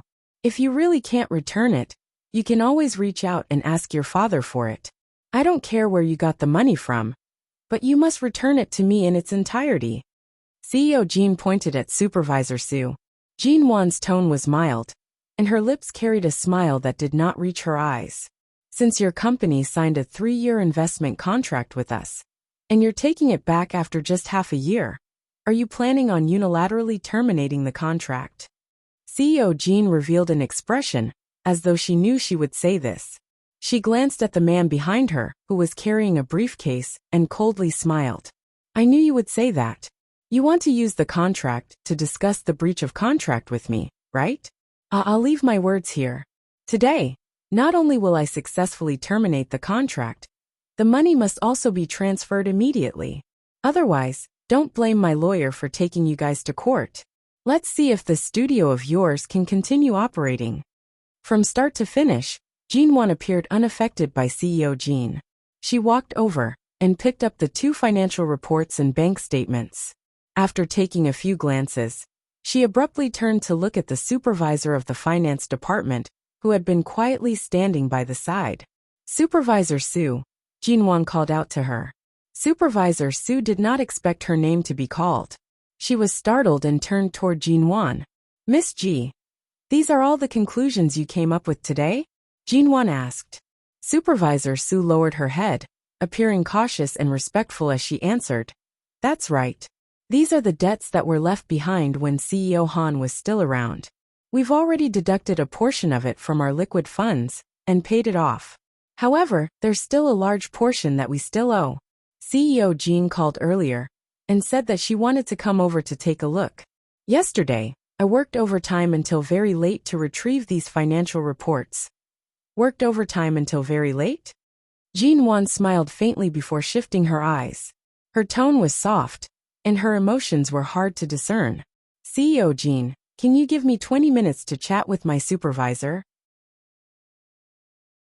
CEO Jean glanced at her with disdain, her face full of ridicule and ridicule. You can get 30 million just by chatting? There were a few people that CEO Jean had brought along standing in the office. A few of them could not help but burst into laughter. Their eyes were filled with mockery and ridicule, as though they were watching a mere 20-year-old girl putting on a monkey show in this business world where no blood was shed. She smiled as well. Jean was Jean of Jean of Jean. Jean, Jean was G of Jean. Of G. G Jean of G. G of Nguyen Li. You're indeed young. I'm afraid you haven't weaned yourself yet. You're really indulging in fantasy. CEO Jean sneered. She walked to the leather sofa in the office and sat down. Raising her delicate eyebrows, she looked at the diamond watch on her wrist and coldly mocked. I'll give you 20 minutes. If you can't take out the 30 million I want after 20 minutes, we'll meet in court. Jean Wan's smile was calm. She held the documents in her hands and turned around. Supervisor Su, come with me. When they arrived at the office next door, Jean Wan placed the documents in her hands on the table. She turned back to look at Supervisor Su, who had just entered, with an indifferent gaze. The moment she met Jean Wan's gaze, Supervisor Su's footsteps immediately stiffened. Her eyes were slightly guarded. Miss Ji, what do you want to talk to me about? Talk about what? What do you think? Jean Wan stared at her with a smile. Your forgery skills are too inferior. Supervisor Su looked at her in surprise. What do you mean by that? What did I fake? Jean Wan picked up the receipt on the table and threw it in front of her. Did you think that after taking over the company for so many days, I was really just playing house? Supervisor Su glanced at her and softly explained. Of course, I don't dare to think that way. But right now the debt deficit is a fact. When the company was in CEO Han's hands, it had already suffered a ridiculous loss. You can't come and settle the debt with me just because an investor has come knocking on our door. I'm only in charge of finance. It's not like I can generate money. If the money is gone, then it's gone. I can't possibly. Jean Wan's brows rose slightly. Her tone was clear and cold. A month ago, there was still around 30 million in the company's treasury. It was used to support the construction of new buildings in the south. This money, in just a month's time, disappeared into thin air? This 30 million was eaten by you? Supervisor Su's eyes flickered. She stammered, I'm not sure either. A month ago, Miss Ji, you hadn't taken over the company. That money might have been. Right now, Han Tianyuan has been locked up, but he's still alive. It hasn't reached the stage where the dead can't testify. Jin Wan's voice was cold and did not yield in the slightest. You want to take advantage of the troubled times, when the company is changing managers to embezzle the company's funds, and take this money for yourself. You have to see who your new owner is. If you want to hide it from my eyes, I'm afraid you'll have to cultivate for a few more years. Supervisor Sue suddenly panicked. She raised her voice to explain. Your words have no proof. Could it be that just because CEO Jin wants to sue the studio, you're going to sell me out? You want me to be your scapegoat? You mean that I've wronged you? Jin Wan's face was expressionless. Since you're so confident, isn't it simple? You'll be sued eventually. Why don't I sue you as well, and leave you until the police finish investigating? You want to call the police? Supervisor Sue did not expect things to develop to this stage. Her palms were sweaty. Jin Wan unhurriedly said, Is there a need for me to call the police? CEO Jin is sitting next door. She has already brought a lawyer over. Perhaps she's prepared an even stronger backup plan. The police should be here soon. Supervisor Sue bit down harshly on her lips. Her eyes reddened as she glared at her. She angrily said, Jin Wan, this company is yours. The one who's going to be sued is you. It has nothing to do with me. If you dare to make me a scapegoat, don't blame me for revealing the entire company's business system and secrets. Jin Wan sneered. All right. I want to see if you still have the guts to say those words to me when the evidence is placed before you. Manager Sue's face paled. Evidence? What evidence?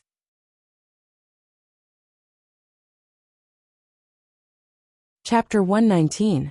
Supervisor Sue had thought that Jin Wan was just a spoiled rich young lady who had bought 2 companies with some spare cash. She would occasionally come to the company for a meeting, fire a few people, and display her might as a boss. Apart from that, she was just like Han Tianyuan, a piece of trash.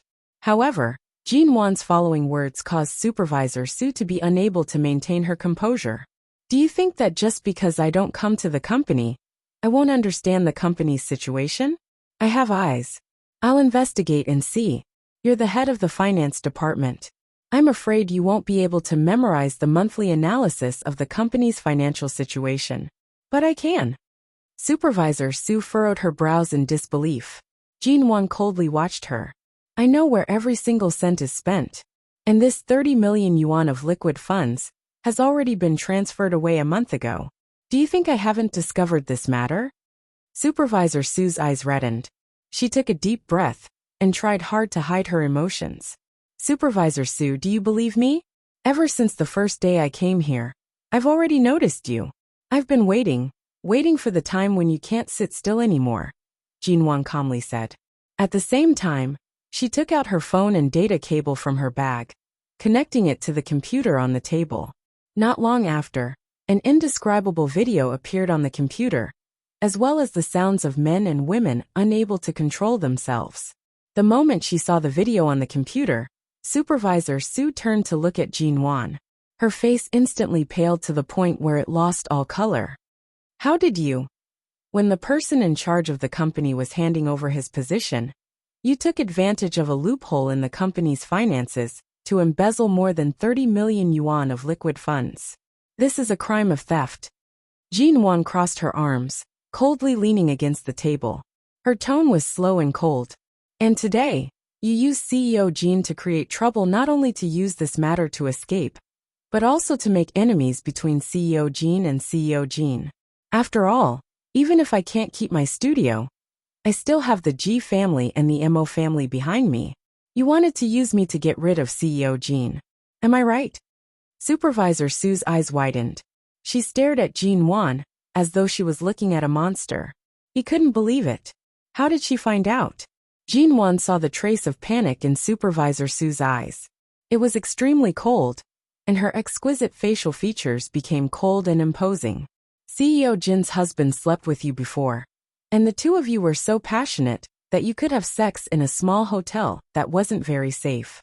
Otherwise, it would have been difficult to find such a video. Jin Wan glanced at the paused image on the computer screen. The naked man and woman were entangled together, and their faces were very clear in the video. She then glanced at Supervisor Su, who appeared to have been petrified. Jinwon coldly said, CEO Jin's husband is rich and powerful. He's also quite good-looking. You love him so much that you can't extricate yourself. You plan to embezzle the money and leave the studio. You want to be with CEO Jin's husband, so you want to borrow my hands to get rid of him. What if I kill her directly because of a complaint about my studio? You killed 2 birds with 1 stone. That's a great way to kill 2 birds with 1 stone. When Supervisor Su spoke again, her voice was already trembling. She could no longer maintain her composure. Miss Ji, what exactly do you want? Do you admit to all of this? Jinwon's gaze was sharp as she retorted. What exactly do I have to do to make you delete the video? Supervisor Su did not dare to look at the frozen image on the screen. Her eyes were red, and her emotions were slightly out of control. I won't say any more useless words to you.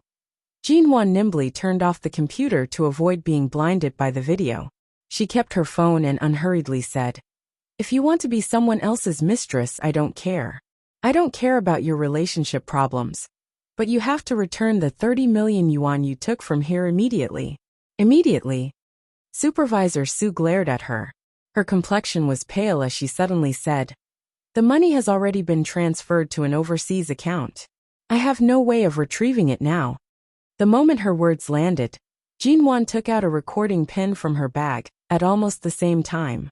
You can choose not to return it. CEO Jin is right. I, Jinwon, really don't lack this 30 million yuan. Jinwon was unconcerned as she said, Every single word you said earlier has already been recorded. Furthermore, it will be automatically transferred from this recording pen to my computer's data backup. As long as the police appear here, I'll hand this over to them. Then, I won't have to worry about anything else. Not only will the money be returned, even your shameful act of interfering in someone else's marriage will be discovered by the police. When that happens, CEO Jin and her husband will most likely not let you off. Supervisor Su's entire body trembled. She stared at the recording pen in her hand and thought for a moment before saying hoarsely with bloodshot eyes, If I hand over the money, can you delete this recording and video? Jinwon placed her phone and recording pen back into her bag. Her gaze was calm and unperturbed. Low-class, greedy and foolish. Jinwon's voice was cold. With your intelligence, if you walk on the right path, sooner or later, you will rise to the top.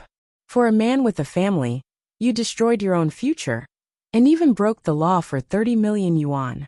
No matter what, you're in charge of finances. You're used to seeing money flowing like water. Could it be that you still don't understand how many people yearn for such ostentatious fame and fortune, and how many people despair? Supervisor Su bit her lips harshly. She first cried out, then cried until she sat on the ground. Her eyes were filled with fear and wariness as she looked toward Jinwon. Where's the money? Jinwon asked directly. She did not wish to waste any more time with her. Supervisor Su hesitated for a moment. Originally, she did not want to hand it over, but she was very mindful as she looked toward Jinwon's bag. The cell phone and recording pen in that bag could completely destroy her. She slowly took out a financial card with the Philippines logo. It's here. Jinwon walked over, received it and glanced at it. Ah, you even know to transfer the money to an account in the Philippines. This kind of international money transfer method is indeed very difficult to investigate. Such a meticulous person. TSK, as expected, you're destroying your own future. When Supervisor Su heard these words, she covered her face in tears. She then stared at Jinwon's bag with pleading eyes, as though she wanted nothing more than to destroy the recording pen and video. I won't interfere with your dirty relationship transactions, but regarding the embezzlement of public funds, I will definitely hand it over to the police. Jinwon moved away from her saying, I still need to settle CEO Jin's side. I don't have time to waste with you here. Just wait for the police to come and interrogate you. Jinwon opened the door and walked out. She had the studio's security guard the door to prevent Supervisor Su from escaping and causing unnecessary trouble.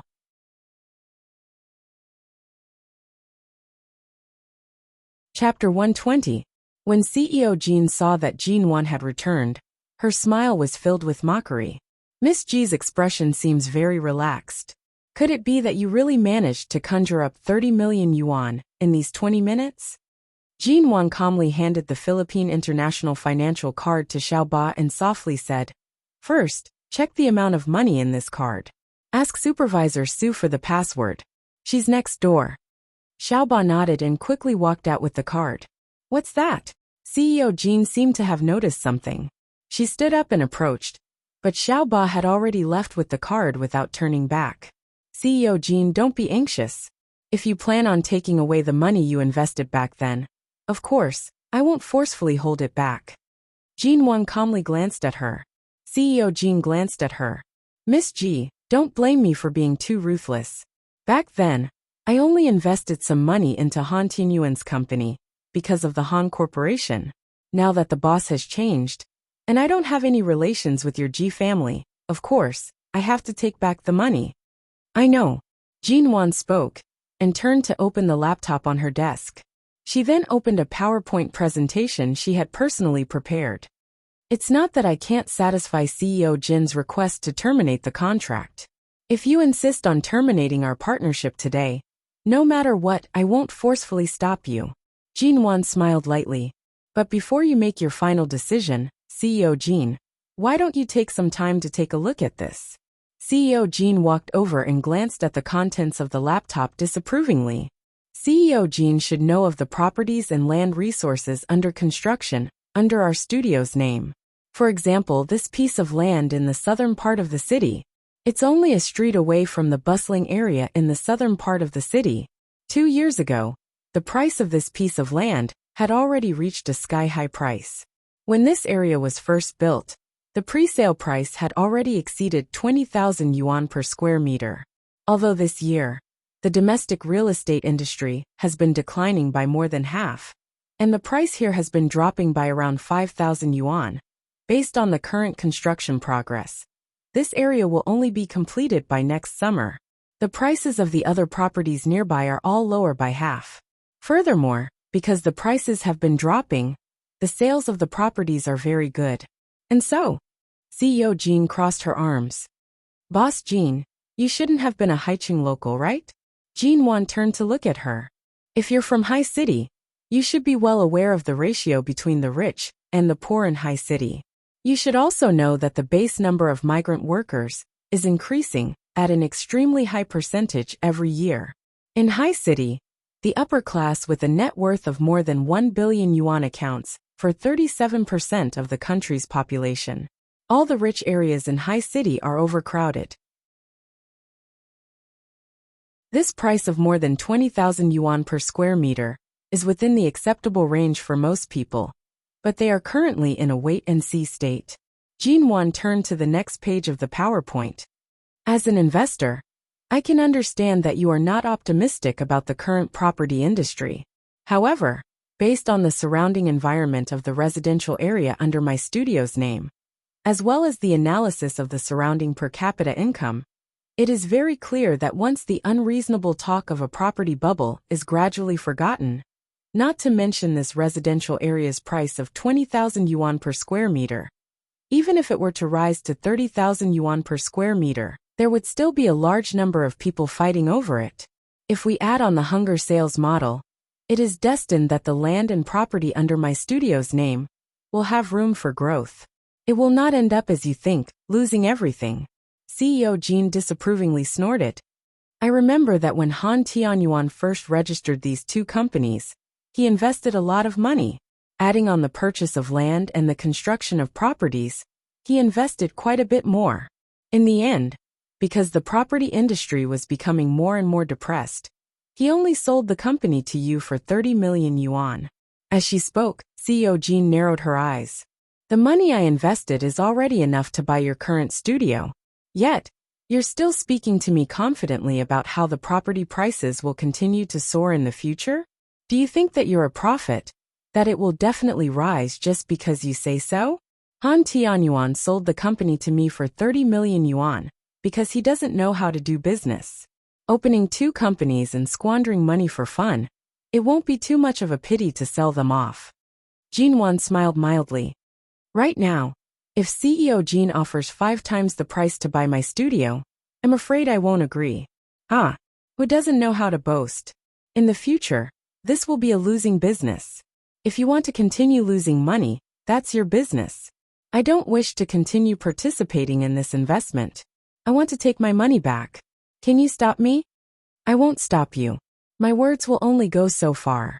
Jinwan maintained an indifferent expression the entire time. The office door opened, and Xiaoba returned with a card. She handed it to Jinwan, and softly whispered a number into her ear. Jinwan placed the card on the office table. The money is here. I can also personally cancel the contract with you. Previously, it was merely a member of my finance department who embezzled public funds. We'll settle this sort of internal matter ourselves. The money has already been taken back.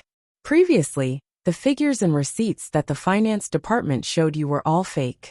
CEO Jin still insists on terminating the contract. Is that right? Yes. CEO Jin looked at Jinwan with disdain. A studio that is destined to lose money is not worth me spending a single cent to play a childish game with you. All right. Jinwan raised her brows. Then have your lawyer bring the contract termination agreement over. I'll take a look. If there's no problem, we'll directly terminate our partnership. Boss Jin gave the lawyer behind her a look, and the lawyer hurriedly took his briefcase and walked forward quickly. Half an hour later, Jinwan signed the contract termination agreement. Director Jin held the agreement and the financial card that had already been verified. She smiled smugly and looked around the office. She said sarcastically, "Even if you successfully bring this money back to me, I'm afraid that your liquid funds will be zero right now, right? The buildings under the studio's name have yet to be completed. What are you going to use to continue building? With this lousy place of yours, there won't be any investors who will look favorably upon it. Forget about other things. You won't even be able to afford the advertising fees for future sales." After finishing her words, CEO Jin smiled mockingly and turned to leave. Xiaoba stood behind Jinwan, angrily glaring at CEO Jin's back. Just as CEO Jin was about to step out of the door, several people dressed neatly in suits suddenly entered the studio. They did not look simple at all. "May I ask which one of you is CEO G?" The young man dressed in a black suit at the very front asked politely the moment he entered. Jinwan glanced at them, hiding the trace of doubt in her eyes. She answered, "I am." CEO Jin was originally about to leave. When she saw this scene, she curiously turned back to watch this scene. "Hello CEO G. We are the representatives of the MO Corporation's CE International Investment Agency. We represent the MO Corporation to sign a contract with your studio." Hearing these words, everyone in the office was instantly stunned. Jinwan blinked. "Sign a contract?" "That's right. The MO Corporation will invest $200 million in your studio." Xiaoba and the people in the office were instantly shocked to the point their jaws dropped. $200 million? CEO Jin, who had yet to leave, was also stunned. Her eyes were filled with shock.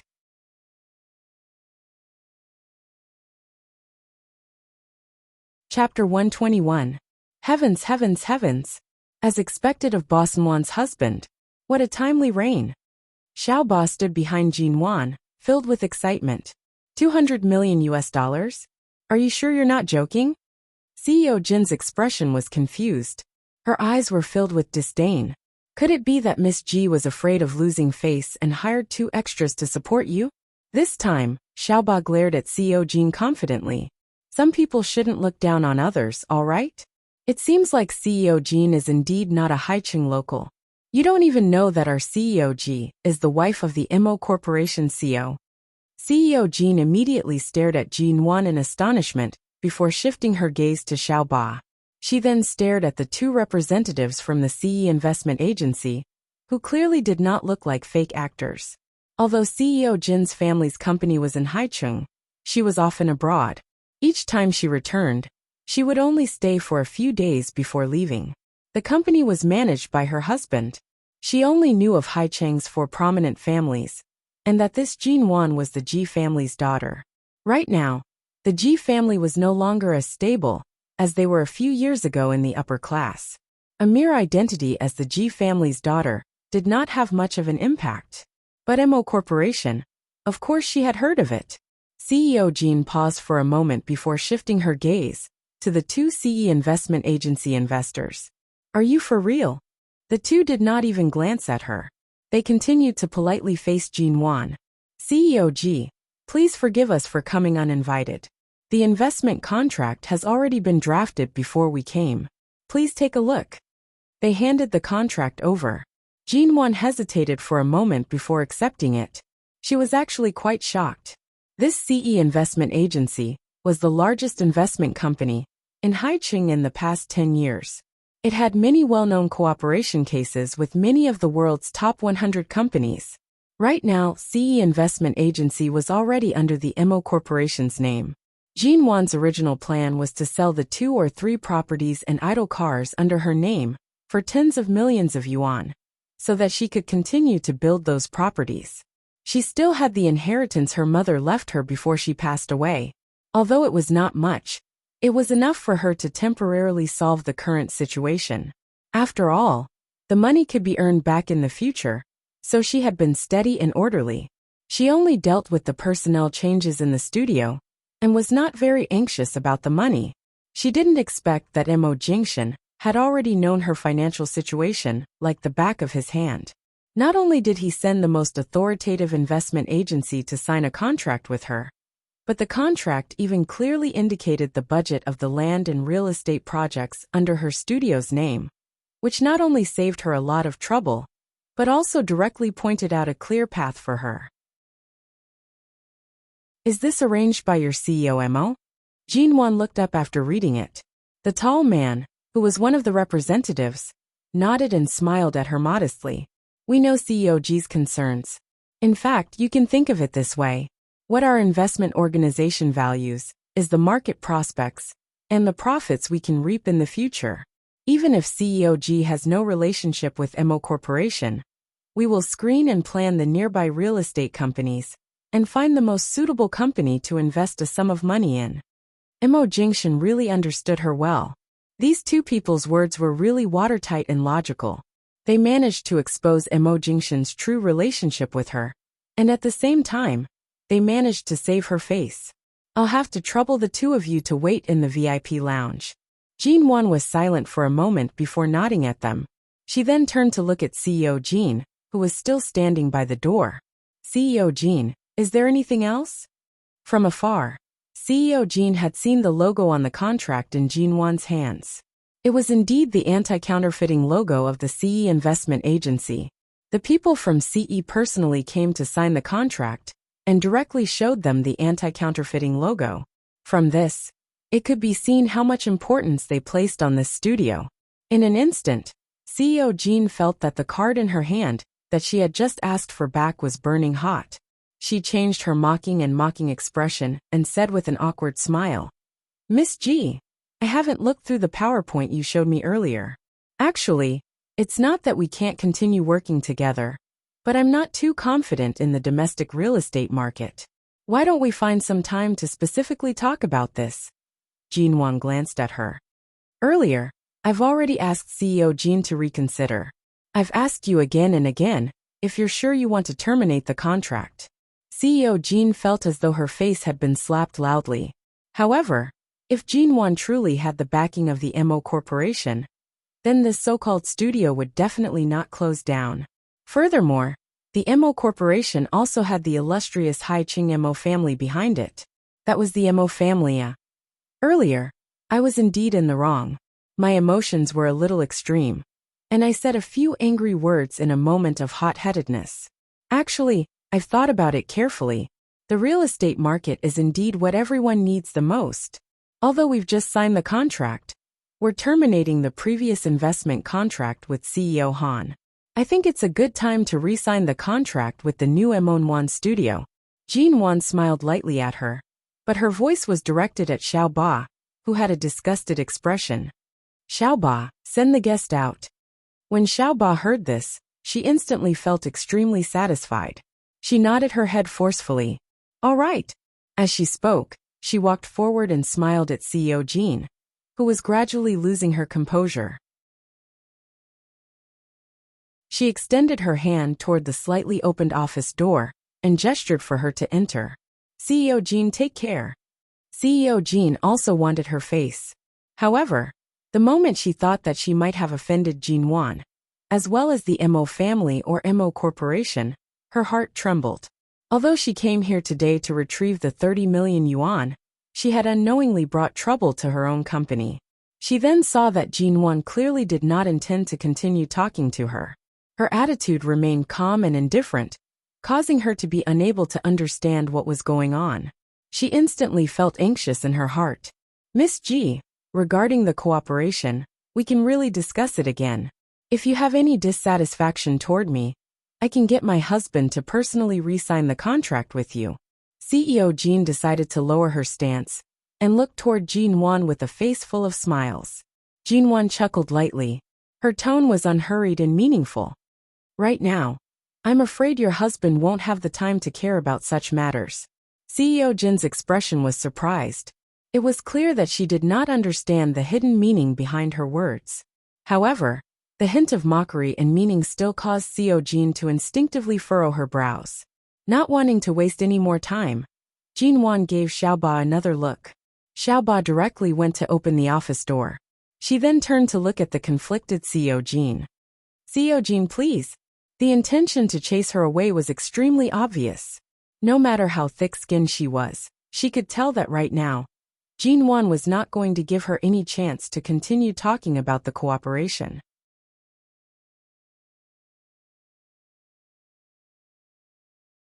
Chapter 122.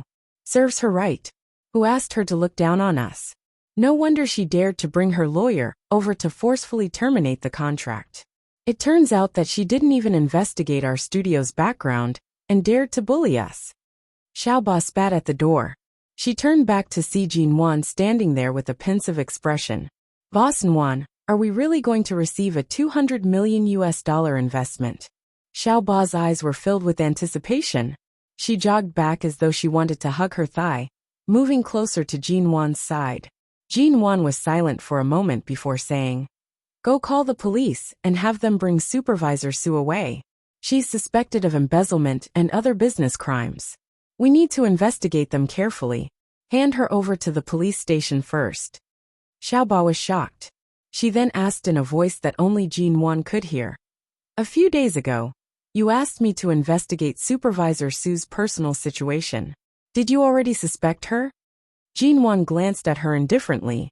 With your reaction speed, you probably won't even understand what's going on when the company is sold. Why are you trying to act smart with me now? I'm asking you to call the police, so hurry up and do it. Oh. Xiaoba looked at her with a wronged expression. Her hands moved quickly as she picked up her phone and called the nearby police station.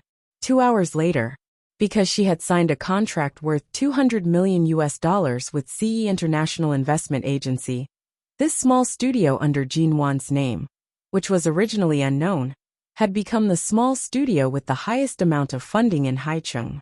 In this hour, the phone on Jean Wan's desk was about to explode from the calls. Most of them were from previous investors who suddenly called to show concern about the studio's situation. They even said they wanted to arrange a time to meet with Jean Wan to discuss the investment. Some even expressed their sincerity through the phone, saying that they had always felt that Han Tianyuan was unreliable. After Jean Wan took over, they had always looked forward to working with Jean Wan, and so on. After receiving too many calls, Jean Wan finally had a moment of peace. She was about to pour herself a glass of water when all of a sudden, the phone in her pocket vibrated. She picked it up and saw that it was Mo Jingshan. Earlier, Jean Wan was afraid that he was busy and did not look for him. Now, he actually took the initiative to call her. She returned to her desk and sat down. She picked up the phone and said, Why didn't you tell me in advance that you suddenly sent 2 people from CE Investment to sign a contract with me? You threw money at me without saying a word. You scared me to death, okay? Why are you so timid? It's just an investment cooperation. The man's voice came from the other end of the phone. His voice was deep and sexy. Jinwon couldn't help complaining to him about the bunch of phone calls she had just received, as well as the disgusting faces of those people. Then she said, "The key is that those who originally intended to withdraw their investment are now fighting to continue to invest. I'm just a studio. If this continues, the amount of financing will be enough for me to set up a shareholding company." Mo Jingshan smiled mildly. "Mrs. Mo is ambitious and has a bright future. I have to help you." Boss Missouri, this isn't just a helping hand. Since the contract had been signed, Jinwon was not in the mood to be delicate. She said bluntly, I suddenly feel a little pressured." "Pressured is a good thing. This proves that Mrs. Mo hasn't lost her direction," Mo Jingshan said calmly. Mo Jingshan spoke calmly. "You know very well that I sent CE's people over, and did not go personally. There was also a contract signed in the middle. You should know that this investment wasn't placed in your hands for nothing." "Of course I know." Jinwon held her chin, leaning against the table. She pressed the phone to her ear, her voice clear and gentle. "So although it seems like I've received such a high investment, in reality, I'm actually in debt of $200 million US. Furthermore, the contract that CE people gave me also included a guarantee. Within 5 years, my profits will be doubled. Otherwise, I can withdraw my investment at any time." Mo Jingshan calmly said, "It's good that you know." Jinwon held her forehead. The people in the studio were currently celebrating the generous investment they had just received. Only she was clear that she had a huge debt on her, and the creditor was her husband. The methods that Mo Jingshan had used today without batting an eyelid. Every step that he had taken was impossible for her to reject. Business was official, and the contract was signed by CE's people. None of this was child's play. Thus, Mo Jingshan still respected her initial wishes and did not interfere. This investment, he really did not give it for nothing. Hearing the little woman lying on the table and sighing, Mo Jingshan softly chuckled. "Previously, weren't you very confident in the future property industry in the country? I still have confidence. But suddenly the pressure is huge. This isn't a small case like tens of millions. It's only doubled in 5 years. Why? You don't dare to accept it?" "I've already signed it." "Of course I dare." Mo Jingshan chuckled lightly. "All right, go home early. I'll pick you up at the U Garden before 6. After work, Jinwon drove back to the U Garden as promised. After alighting from the car, she was still thinking about the studio. She walked into the U Garden, opened the door to the villa, and closed the door without turning back. She threw her bag on the table, changed her shoes, and entered the living room on the first floor. She took off her coat. The U Garden was huge. Not mentioning the floors above, just the living room on the first floor was over 200 square meters. Including the kitchen, dining room, and guest rooms, the total area was over 400 square meters. And at this moment this place, to Jinwon, was suddenly too spacious and quiet. At this time, the usually warm and considerate auntie, Shin, actually did not come out to welcome her. The servants who usually walked around on the first floor were also not around. Perhaps, using the word spacious was not appropriate, but it was unusually quiet. Jinwon casually raised her eyes, scanning the living room in front of her. She felt that something was wrong. Earlier, when she entered the door, she had already sensed that something was amiss. Earlier on, when she drove back, not far from the U Garden, there seemed to be a black Jeep parked there. The model of the car had never appeared in this area before, and the license plate was something she had never seen before. It was just that she did not pay too much attention to it. Now that she thought of it, she abruptly raised her eyes to look at her surroundings. She instinctively took a step back, until she vaguely sensed danger approaching. She bent down to pick up her bag from the ground. Without even changing her shoes, she decisively turned to run out. And at this moment, 2 unfamiliar men hiding in the corner of the first floor suddenly rushed out at a rapid speed. They were like ferocious beasts waiting for an opportunity to hunt in the bushes. When the time was ripe, they began to bare their fangs. Just as Jinwon was about to open the door and shout for help, they dragged her back in.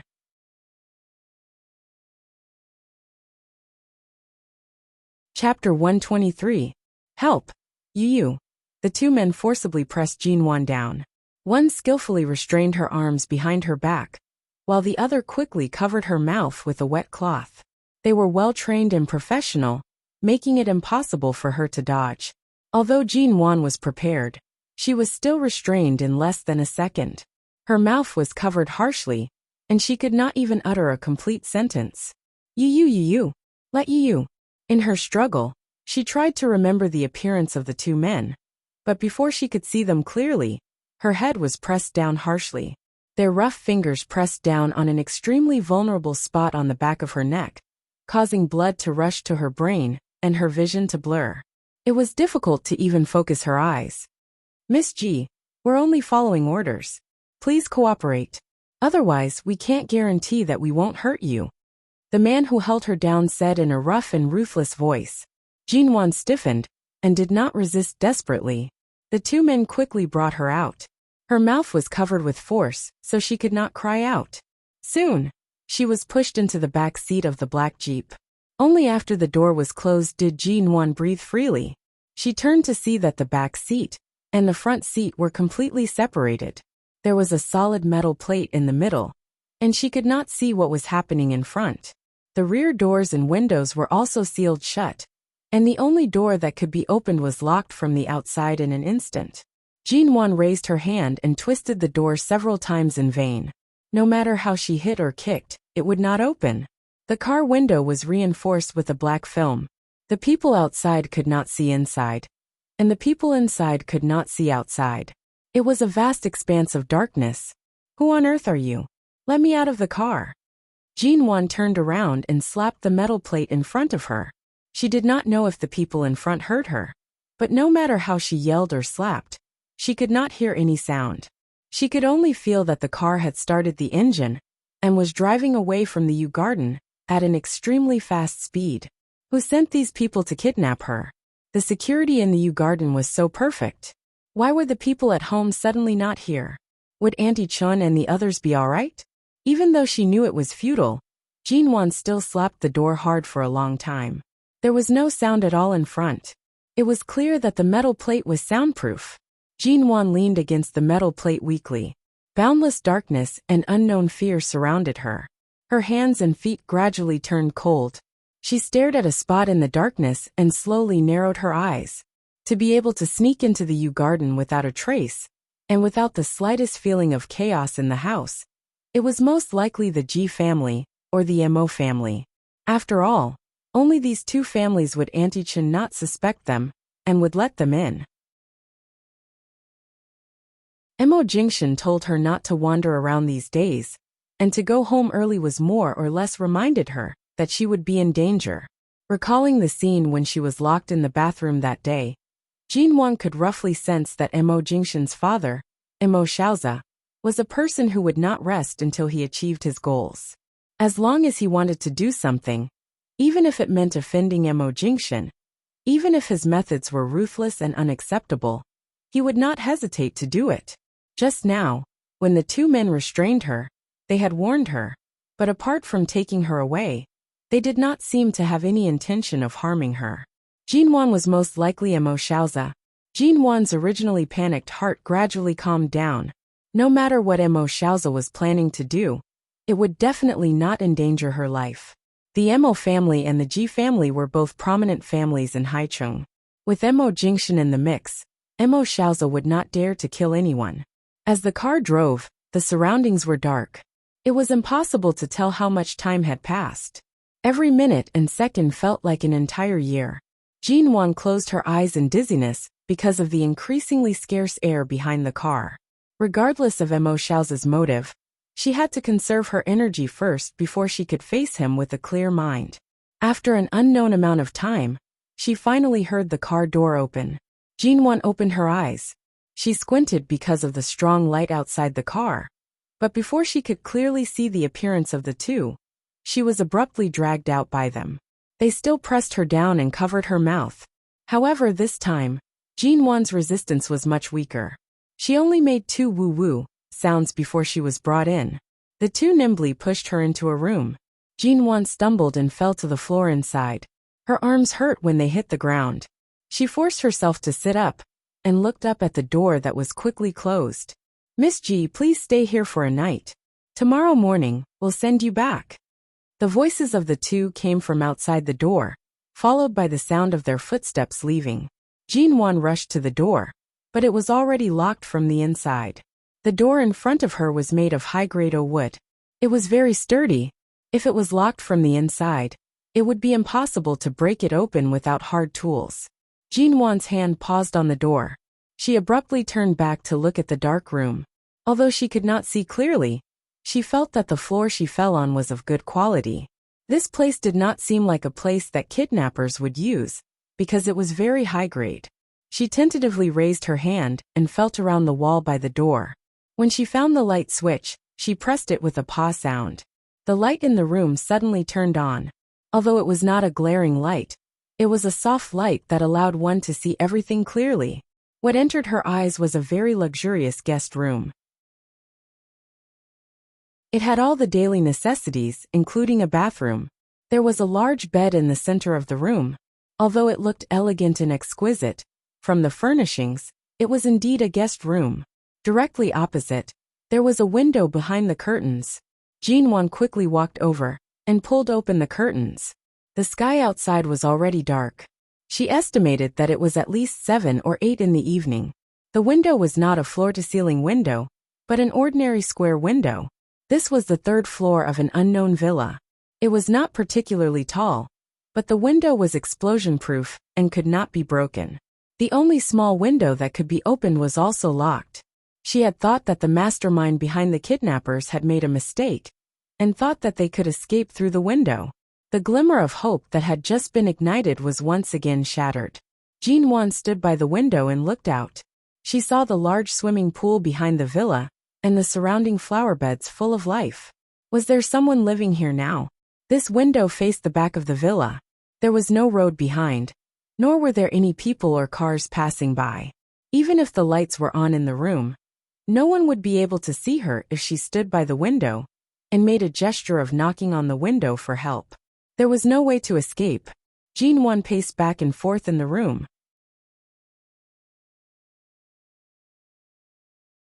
Chapter 124. Jinwan hugged her legs as she sat by the window, staring at the sky outside. Being locked up here, time seemed to have stopped. It was only when she vaguely heard the sound of a car approaching that she abruptly stood up. She turned and rushed to the door, pressing her ear against it. This was the 3rd floor. She could not hear the movements on the 1st floor clearly, but she did hear a loud knock on the door. Then, there were footsteps approaching from the 1st floor. Jinwan raised her hand and tried to knock on the door twice, wanting to remind the person rushing over that she was locked up here. You still have the strength to knock on the door. Did you think the person who came was Jingshen? All of a sudden, a voice that was slightly unfamiliar to Jinwan came from outside. That voice carried the experience and low voice of a middle-aged man. His tone was cold and even a little disdainful. Jinwan's hand immediately froze on the door. Miss G, I'm Mo Jingshen's father. Today, I invited you here to stay for a night. I have no intention of harming you. After tomorrow you'll be free. In Mo Xiao's words, the so-called freedom, Jinwan could clearly hear another layer of meaning. She was silent for a moment before raising her voice to say, Since you're Jingshen's father, I should call you Dad in name. We're a family. Why did you lock me up? This Dad. I can't accept it. Mo Xiaoza coldly said. Jingshen has more important things to do tonight. He doesn't have time to deal with your problem. You can stay here in peace. Where is Mo Jingshen right now? Jinwan instinctively had a bad premonition. From today onwards, his whereabouts have nothing to do with you. You can only stay here today. Don't run out and ruin his plans. After coldly saying this, Mo Xiaoza directly left the door. He did not plan on saying another word to her. At the same time, there was the sound of a car approaching. Jinwan suppressed the layers of uneasiness in her heart and leaned against the door to listen carefully. Not long after, she heard what sounded like the sound of a walking stick hitting the ground. Following that, Elder Mo's angry roar rang from the staircase. You locked that G-brat here, didn't you? Let her out right now. It was Grandfather Mo. Jinwan frantically knocked on the door. Grandfather. I'm here. Grandpa. There was a short silence outside. She was on this floor, so Grandfather Emo might not be able to hear her. Outside, Elder Emo raised his voice and scolded. Xiaozhe, no matter how much power you have in America, don't forget that Haiqing still has me and Jing Shun. If I want you to leave Shine, all I need to do is say the word. You don't even listen to your own father now, do you? Elder Emo angrily roared. He had rushed here in a hurry, and his words were rough. Jin Wan and Jing Shun's relationship is very good.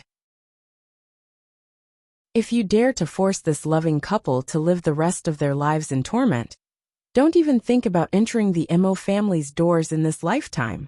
I don't recognize you as my cruel and merciless son. Father, please calm down.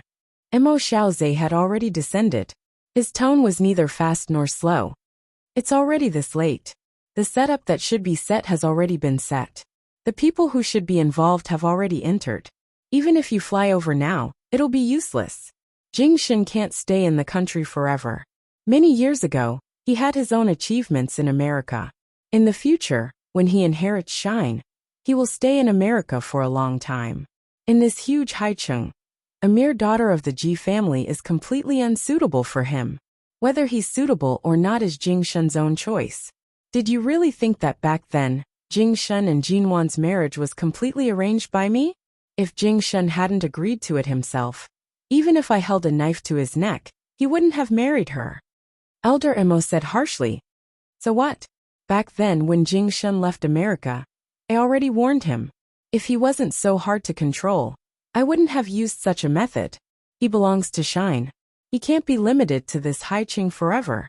If he wants to leave, he has to break away from Jin Wan, an unimportant shackle.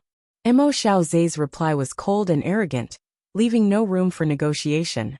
Bullshasterisk T. You kidnapped Jin Wan, drugged your own son, and locked him in a hotel room within Shuyan.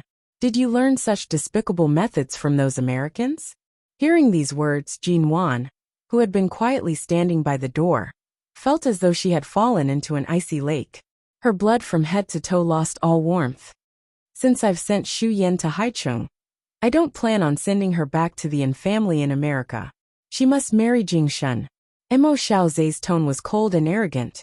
You're already old. There's no need to worry about the marriage of the younger generation. As long as we successfully get through tonight, perhaps Shu Yan's stomach will have the great-grandson you've longed for day and night. Pa, are you trying to force Jing Shun to his death? Or are you trying to force me to my death? Emo Xiaozhe was cold and indifferent. Father, you came here. Even if you can bring Jin Wan away, what can you do? Before I came back, Jing Shun and Shu Yan had already been together in the room for more than half an hour. Right now even more time has passed. That kind of drug, not to mention Jing Shun's hot-blooded age, even someone like you in your 70s or 80s would not be able to withstand it. You bastard. Elder Emo abruptly raised his walking stick and viciously struck Emo Xiaozhe. How could I have a son like you? Immediately call the people over there to release Jing Shun and in Shu Yan. I can't watch as Jing Shun is destroyed by you. It's too late. The drug takes effect quickly. No man can withstand it. If you open the door now, you'll undoubtedly be interrupting Jing Shun's good time. You unfilial son. I really regret not strangling you to death in your swaddling clothes 50 years ago. Emo Xiaozhe sneered disapprovingly. If I die, where will you find such a good grandson in the future? Elder Emo angrily swatted him away with his walking stick and rushed upstairs. Where did you lock Jin Wan up? Emo Xiaozhe saw that the elder had already gone up to the third floor. It was clear that he had heard Jin Wan's incessant knocking on the door. His eyes were cold and displeased. However, because the elder had already found his way over, he coldly followed up. Jin Wan was behind the door. Her lips had already been bitten until they bled. She forcefully knocked on the door. Grandfather, I'm here. The sound of the walking stick and hurried footsteps approached at the same time. Elder Emo stepped forward and used his walking stick to hit the door harshly. He flew into a rage and turned back to glare at Emo Xiaozhe. If you don't release Jin Wan today, if you dare to let anything happen to either Jing Shun or Jin Wan, this old man will directly die in front of you. Father. Mo Xiaoze's expression was cold.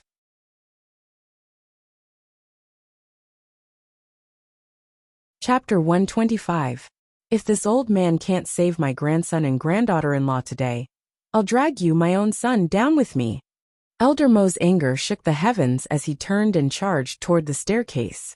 Mo Xiaoze saw that he was serious and immediately furrowed his brows.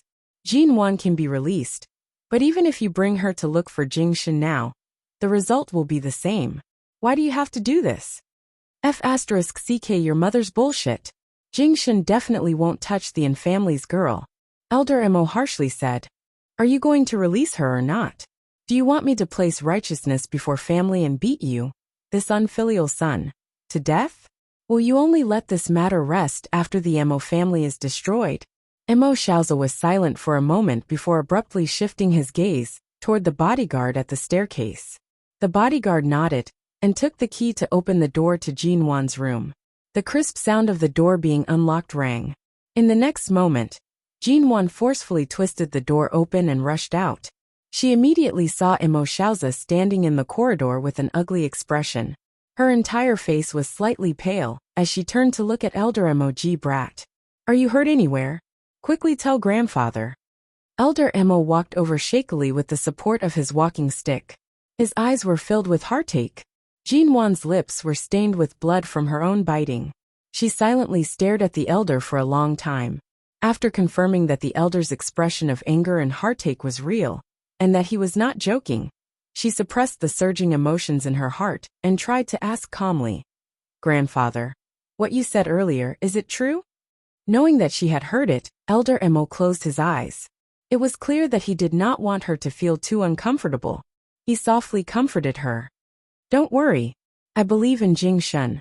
He will definitely be able to endure it. Mo Xiaoze's gaze was dark and cold. Father, you've already seen her. Can you be at ease now? Elder Mo turned back to scold him. Mo Xiaoze had already called for the bodyguard. Send the elder back to the Mo residence. You're only letting me go back? No, Jin Wan has to leave with me.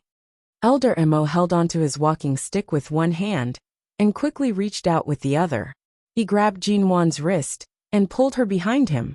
His aged and slightly hunched body shielded Jin Wan behind him. Jin Wan looked at the elder in front of her, but could not say a word.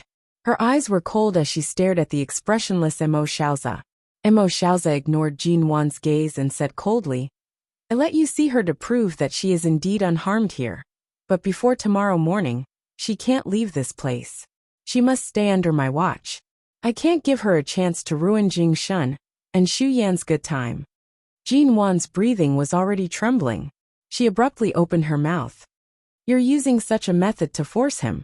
Have you considered the consequences you'll face tomorrow? Mo Xiaoze laughed coldly. Consequences? Of course. The result will be you signing the divorce papers. Do you think that after tonight, Jing Shen will still be yours?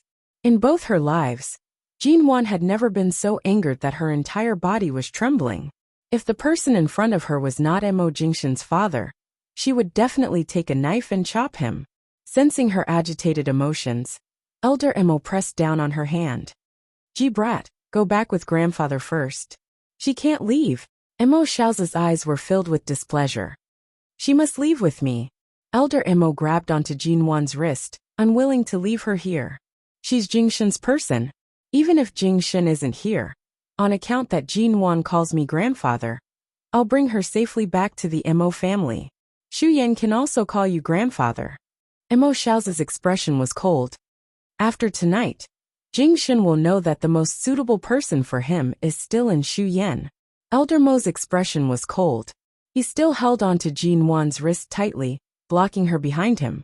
Every time the two bodyguards tried to approach, the elder would raise his walking stick and force them away. Elder Mo angrily shouted, Who dares to touch my granddaughter-in-law? Step over this old man's body first. Father. Mo Xiaoze's expression was dark. His voice was filled with warning and dissatisfaction. At your age, you shouldn't meddle in the matters of the younger generation. Elder Mo refused to move aside. Even though he was old, his gaze was still bright. It was not much different from his 50-year-old son. Mo Xiaoze watched this scene. After a moment, He furrowed his brows and impatiently waved his hand. All right. Let them go. Send the elder back to the Mo residence. Elder Mo's expression did not soften. He directly brought Jinwan, whose face was pale from anger, down the stairs. It's fine to bring Jinwan back to the Mo residence. Tomorrow morning, I'll have Jing Shun and Xu Yin go back to see you and sign the divorce papers with her. Mo Xiaoza stood at the foot of the stairs, speaking heavily. Elder Mo coldly harumphed and did not pay him any heed. Finally, Jinwan was brought into the car. Elder Mo sat in the front, his expression heavy as he called for the chauffeur to drive. He then turned back to comfort her. Child, don't worry. I believe in Jing Shun. With his willpower, he will definitely be able to overcome everything that happened tonight. He loves you and will protect your marriage. Other than you, he won't touch any other woman. Trust grandfather. Jinwan had suppressed her emotions for a long time. She tried her best to maintain her composure in front of the elder, so that he would not worry too much. She softly asked, So, is he really locked up within Xu Yan? Elder Mo sighed softly. I know very well what kind of person Jing Shun's father is. Today he ordered people to forcefully lock you up here. The matter on Jing Shun's side is most likely true. If I hadn't heard the news from Xiao Zhe's men, I wouldn't have been able to rush over to bring you away. Since you were able to find me, does that mean you know where Jing Shun is? Jinwan furrowed her brows. Elder Mo shook his head. Before I rushed over, I had already sent people out to investigate. However, Haiqing is so big. There are tens of thousands of 4-star hotels and above. Right now, the only thing grandfather can do is to rescue you. Right now, I can't find Jing Shun, but you are Jing Shun's flesh and blood. I can't allow you to be harmed. Stop the car. Jinwan suddenly said, Grandfather, let me get off. Elder Mo was silent for a moment. It was not that he did not know her personality. After all, this was Jinwan and Mo Jingshun's marriage. She had things she wanted to say and do. He should not stop her. The car had just stopped when Jinwan abruptly pushed open the door and got off. She turned and ran back to the villa. Before the door closed, she rushed in. Mo Xiaoza heard the movements outside the door and turned back to look at Jinwan, who had actually returned. His cold gaze was calm as he looked at her. You've already been brought away by the elder. Why did you come back? Mo Xiaoza coldly asked.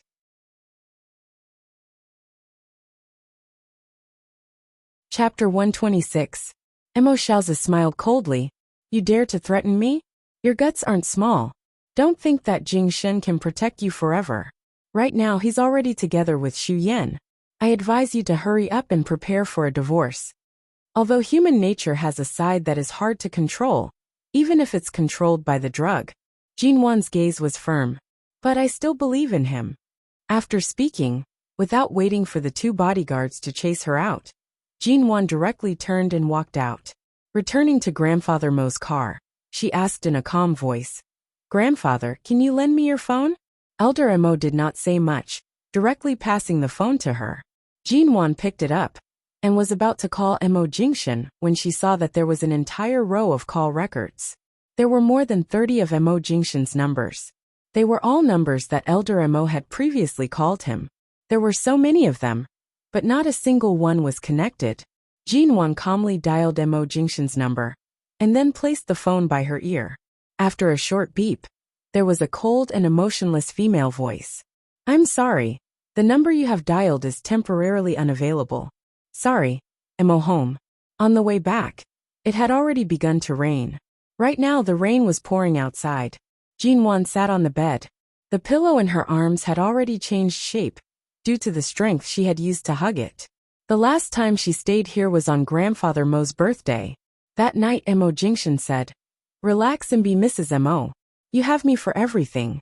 When she returned once again, sitting on this bed, all she could hear was the howling wind and heavy rain outside. She had called Mo Jingshun countless times, but none of them were able to connect. Elder Mo had sent out several batches of people, but they could not find any trace of him. Even the last location of Mo Jingshun's phone signal was checked, but there was no result. Time passed bit by bit. It was already 11 o'clock p.m. According to Mo Xiaoza, Mo Jingshan had been locked up within Shuyan since 7 o'clock p.m. An entire 4 hours had passed. There was a knock on the door. Jinwan sat on the bed and did not move. Finally, a helper pushed the door open. After taking a look, she turned and nodded at Elder Mo. Elder Mo's figure appeared by the door and walked in. "Ji brat, since you said you believe in Jingshan, you should wait for him to come back in peace." Elder Mo looked at her, gently comforting her. "I watched Jingshan grow up. I know very well what kind of person he is, how his character is, and how his self-control is." Jinwan nodded silently and did not speak. She knew how it felt to be drugged. After all, she had experienced it before.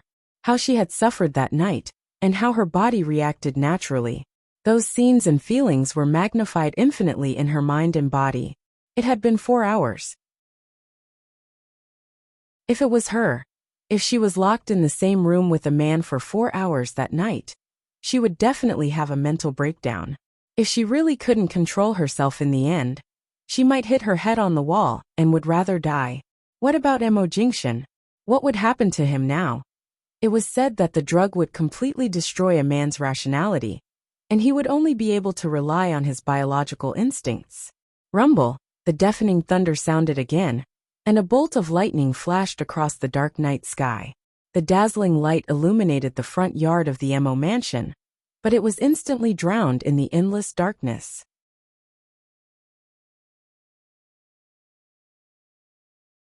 Chapter 127. At this time, why would there be a car coming? Elder Mo's eyes were suddenly filled with hope. He turned back and urged, "Quickly go take a look." Has Jingshan returned? The moment the elder spoke, Jinwan was already one step ahead of everyone else and ran out first. "Aya, Ji brat, why didn't you bring an umbrella? Quickly hold an umbrella for her. Don't get wet." Elder Mo chased after her with his walking stick, but he could not catch up to Jinwan's speed.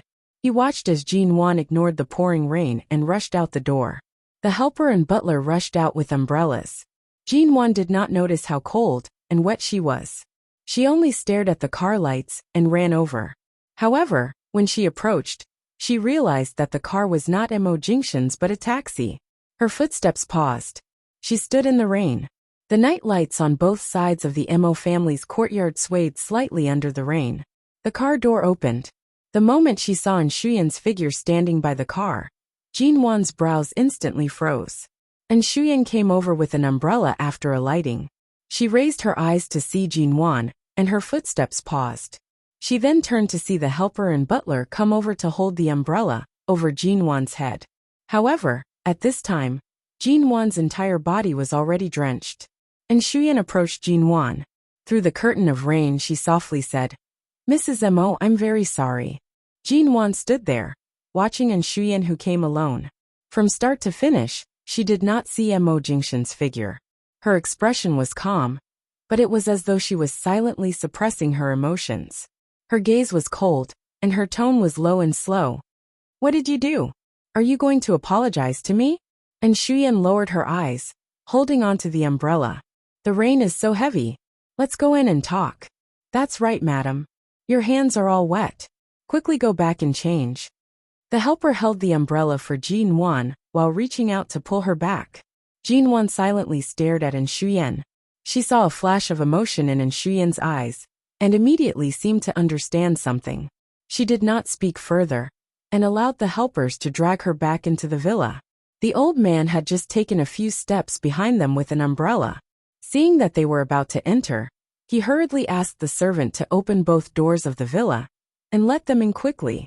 The helper deftly brought 2 thick blankets over to cover Jinwan, and Shuyan had been holding the umbrella and was not drenched. She placed the umbrella down the moment she entered. "Shuyan, how could it be you? What's going on with you guys today?" Elder Mo saw that Shuyan was dressed neatly and was not locked in a room like Mo Xiaoza had said. "Grandpa Mo, I'm sorry. I should have come earlier, but because there were spies around, I couldn't avoid them. That's why I came so late." And Shuyan said to Elder Mo apologetically, "I can explain tonight's situation to you, but can I speak to Mrs. Mo alone for a few words first?" Elder Mo furrowed his brows. turning to look at Jinwan, whose head and face were drenched in rain. Jinwan calmly looked at An Shuyan, her voice cold. What do you want to say? An Shuyan directly walked toward her, using her gaze to indicate for Jinwan to go to the side to speak. Jinwan did not speak, turning to walk to the first floor of the villa near the blue and white porcelain vase. An Shuyan stood by her side. When she spoke, her voice was so soft that only Jinwan could hear. To be honest, to me, tonight is indeed a rare opportunity. I've liked CEO Mo for many years. Ever since I was a teenager, my father and Uncle Mo promised me that they would definitely let me marry him. Because the autumn rain was too cold, Jinwan's face and lips were pale from the cold. However, her gaze was cold and bright. So, for Missin to come here at this time, it shouldn't be as simple as expressing your stance. And Shuyan smiled mildly, but her smile was somewhat bitter. The reason I like CEO Mo is because I really like him too much, and I look up to this man too much. That's why I can't use such a method to forcefully keep him. Jinwan silently raised her brows. Liking was possessive, while love was not easily profane. It was as though it was only at this moment that Jinwan truly felt An Shuyan's seriousness toward Mo Jingshan. An Shuyan's tone was mild and unhurried. I've always known about today's plan. Although Uncle Mo's methods were a little overboard, I initially tacitly agreed and accepted it. However, at the most crucial moment I gave up. In order to avoid Uncle Mo's spies, I gave the cup of coffee that they gave me to another female secretary who was traveling with me. The coffee contained something similar to a knockout drug, something that would cause a person to faint for more than 10 hours. After she fainted, I exchanged clothes with her. The people Uncle Mo sent were not particularly familiar with me, so they directly brought the unconscious female secretary away and sent her to the designated room. Jinwan glanced at her. Since you agreed to this plan from the start, why did you still drug yourself? And Shuyan chuckled lightly. It should be easy for you to figure out the reason. Jinwan coldly smiled. Indeed. And Shuyan was a shrewd woman. If she wanted to use this opportunity to be together with Mo Jingshan, she would definitely leave a way out for herself. If she was also drugged, she could logically become the innocent party. Actually, if it was a fair competition, I might not lose to you. Even if I lose because of CEO Mo's feelings for you, and not because of you, Jinwan. And Shuyan softly emphasized. Jinwan indifferently curved her lips. Missin, from the moment you agreed to cooperate with this plan, you had already lost. And Shuyan's expression faltered. The trace of distress in her eyes did not escape Jinwan's eyes. As long as you had the slightest chance of winning, you would never agree to such a lowly and despicable plan.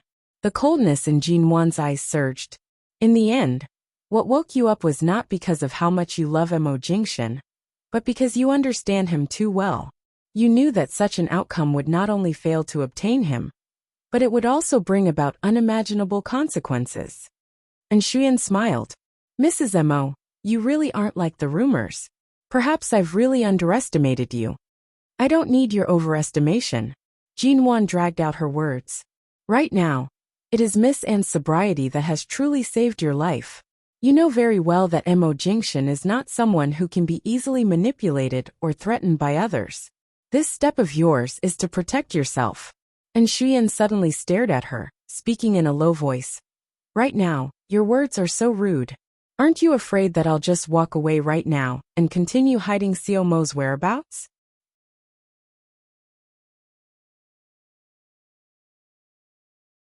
Chapter 128. Even though the rain on Jinwan's head and body made her look extremely wretched, she was still so calm that An Shuyan could not help but want to see through her soul. She wanted to see how this Jinwan, who usually did not show any sharpness, was different from others. However, her words had already been pointed out by Jinwan, and Shuyan indeed had no way of rebutting her words. Tonight, if you haven't found your side and continue to stand by Director Mo's side, I'm not sure what the consequences will be, but I'm sure you won't be able to bear it. Jinwan's tone was calm.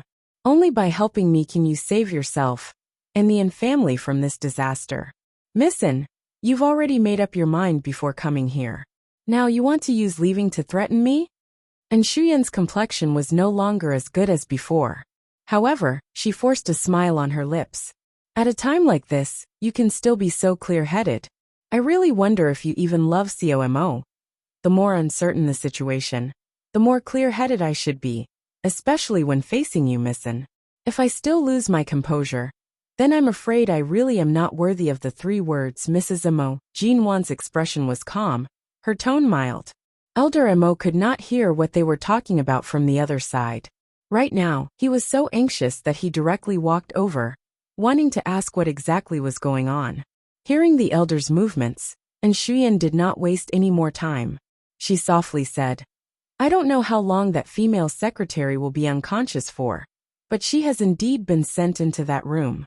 After all, it has already been over 4 hours. This kind of torture, I don't know how much longer COMO can endure. Jinwan finally furrowed her brows and looked toward her. He's in the Wanli Xingchen Hotel on Ben Hai Road, 33rd floor, room 3320. However, the entire 33rd floor is guarded by Uncle Mo's people. It's impossible to directly enter that floor. I can only bring my words to this point. Think of a way yourself. With that, and Shuyan turned to face the approaching Elder Mo. Grandfather Mo. Tonight's matter has startled you. I'm really sorry. Uncle Mo has always been a very domineering person. If he wants to do something, no one will easily stop him. You must know his temper very well. Afterward, and Shuyan pulled Elder Mo to the side to continue talking. Jinwan did not walk over. She only watched the lightning, thunder, and storm outside the window. Earlier, and Shuyan's words reminded Jinwan that although Elder Mo was powerful in High City, the majority of Shine Group and the Mo family's power was in Mo Xiao's hands. Even if he was not suppressed by Elder Mo in name, if Mo Xiao really feared the Elder's power, he would not have done such a thing tonight. If Grandfather Mo sent someone to the hotel right now, he might not be able to bring Mo Jingshan out in time. On the other hand, it was very likely that Grandfather Mo would cut off all ties with his biological son, Mo Xiaoza. Furthermore, there might even be people who wanted to take advantage of the situation and cause internal strife in the Mo family. 15 minutes later, Jinwan returned to her room to dry her hair, changed her clothes and went out. Ignoring the Mo family's obstruction, she drove straight out of the Mo family's gate. Before she left, she only left one sentence for Grandfather Mo. Grandfather, I'm going to bring Jingshan back. Wait for me. Ben Hai Road, Wanli Xingchen Hotel. This was a newly opened 7-star hotel in High City. It had only been open for less than a month, and had yet to be entered into High City's website. If one wanted to check, it would be easy to overlook the existence of this new hotel. Because it had just opened, the security inside and outside of the hotel were still under construction and could not be considered perfect. Also because the hotel was too expensive and was located in this area of Ben Hai Road, there were not many people staying in the hotel. There were also not many staff in the hotel. Jinwan drove over and tossed the car keys to the security guard outside the door. She took her bag and walked into the main entrance of the hotel. The feeling she gave off did not seem like she had come with a motive. She was dignified, gentle, and calm, appearing like a guest who had no choice but to stay in this hotel for the night due to the heavy rain. Her appearance at this moment did not arouse the suspicion of the staff. After handing over her identification, Jinwan stood at the front desk and said, This is a sea view hotel, right? Can you give me a room on a higher floor? This way, the view from the balcony will be better. The price doesn't matter. It's best if it's above the 30th floor. I'm sorry, miss. Tonight, the 31st to 35th floors have all been booked. Only the 30th floor and below can be checked in. Is room 3016 okay? It's on the 30th floor. The lady at the front desk asked politely. Jinwan smiled mildly and nodded. Sure. All right. This is the room card for room 3016. Please keep it well. After receiving the room card, Jinwan quickly walked into the elevator. She did not look at anyone, and quickly went upstairs to her room. After entering and closing the door, Jinwan flung her bag aside and rushed to the window. Ignoring the raging storm outside, she opened the floor-to-ceiling windows on the balcony and walked out. She raised her head to look in the direction of the 33rd floor. Earlier on, she had looked carefully on this floor. Room 3020 was only 2 doors away from her room 3016. Room 3320, where Mo Jingxian was now, was in the room on the right. Jin Wan stared up and gripped the balcony railing tightly. She tested the firmness of the railing, and then turned back to take out a pair of sneakers from her bag. She changed out of the high heels on her feet and put on the sneakers, tying the laces tightly. Finally, she threw her bag on the bed and only carried the room card with her. She turned back to the balcony and jumped up with force. She carefully stepped on the railing on the balcony and at the same time, shifted her gaze to the outdoor air conditioner half a meter above her. She tried to step on it. Very good. The outdoor air conditioner was installed very firmly. There was even a very sturdy square railing around it. Jin Wan did not dare to look down.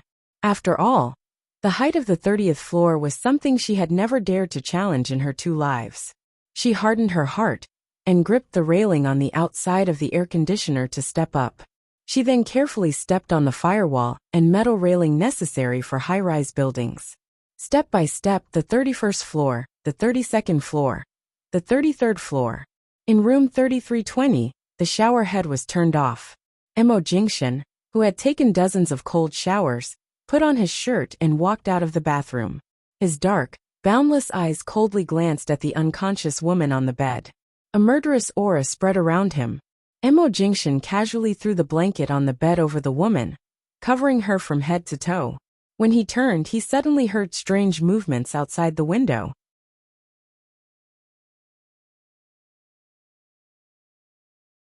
Chapter 129. Then, a rain-drenched head popped out from the other side of the balcony. Mo Jingxian raised his brows and hurriedly walked over. With a schwa sound, he opened the floor-to-ceiling window. Outside the window, the wind and rain intertwined. At that moment, the curtains fluttered dreamily. Jin Wan's figure gradually became clear on the balcony. Finally, the woman gritted her teeth and jumped in from the railing. However, because of the rain, her legs were already cramping. The moment she jumped down, she fell to the ground. She hissed in pain and rubbed her cramping calf while inadvertently raising her eyes to look inside. At first glance, she saw Mo Jingxian in front of the window. Before she could clearly see the man's expression, Jin Wan subconsciously stood up with a whoosh. However, the pain in her legs made her fall forward the moment she stood up and took a step forward.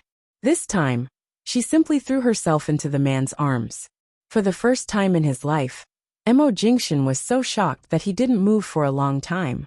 The weight in his arms brought him back to himself. He subconsciously held the little woman, who threw herself into the cold rain and air. Jin Wan's face bumped hard against his chest, and she gave a low, muffled moan. You. Outside the window, thunder rumbled. Mo Jingxian felt the coldness from Jin Wan's body. Without saying a word, he closed the window, and then pushed the woman in his arms away from him. He lowered his eyes and stared at her, as though he was looking at a monster. He looked at her from top to bottom, and saw a bloody scratch on her face. "How did you come up?" he asked in a low voice, but his hand had already touched her cold face. His cold eyes showed no emotion. Instead, he was so angry that he seemed to want to throw her down from the 33rd floor. Jin Wan didn't explain. She was cold, but Mo Jingxian's body was too hot. She endured the terrible pain in her legs and clutched his shirt tightly. Feeling the heat from his body, she quickly looked around the room. Seeing the bulging quilt on the bed, she didn't hesitate to lift the quilt to see if the woman was wearing clothes.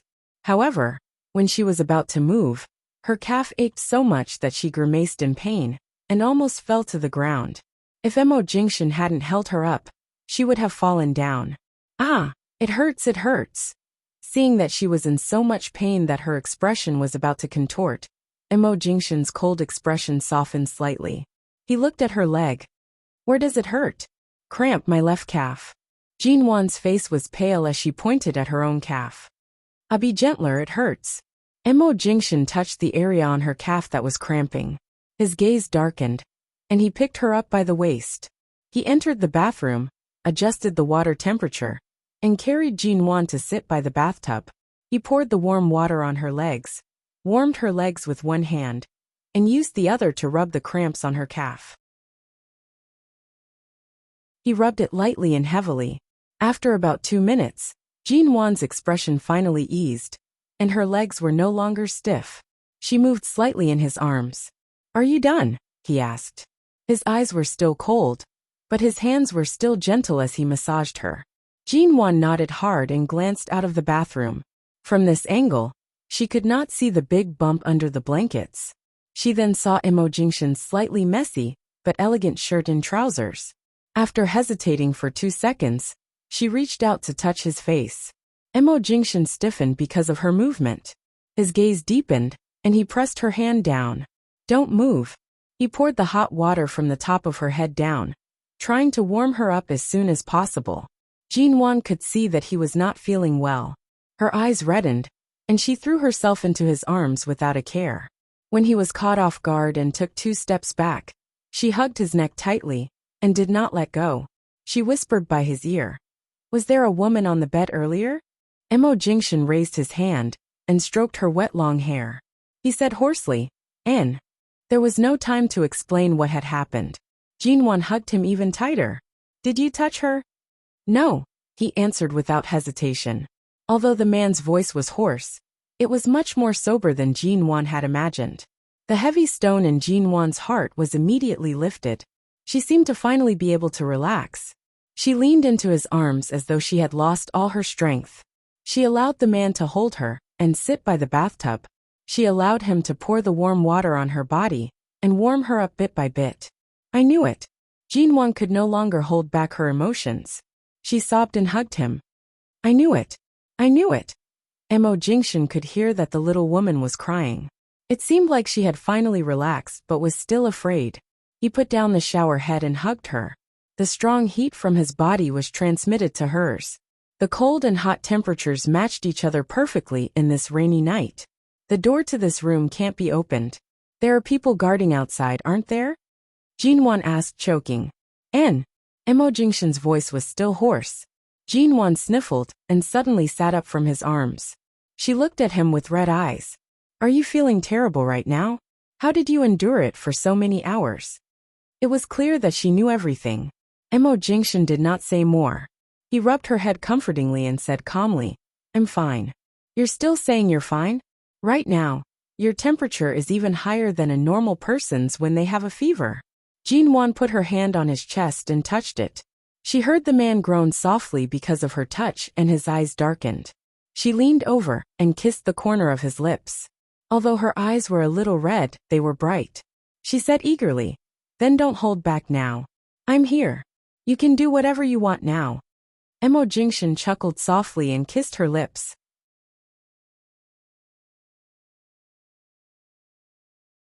He said hoarsely, "Silly girl, this place is not suitable." "Why is it not suitable? Weren't you drugged? You're definitely not allowed to touch women outside. Now that I'm here, what are you enduring? This is the first time I've taken the initiative. You're actually not giving me any face." Jinwan glared at him and reached out to undo his shirt. Imojingshan pressed her hand down. Earlier he could at least endure it. But now that Jinwan was suddenly here, and her entire body was wet as she pressed against him, not to mention being drugged, even if it was a normal day, he might not be able to endure her teasing. He pressed her into his embrace, saying hoarsely, "Not here. There are surveillance cameras." Jinwan's expression stiffened. She stared at him in disbelief and rushed to move away from his embrace. However, Imojingshan held her tightly and did not allow her to move. He warned hoarsely, "Be obedient. Don't move. Dash."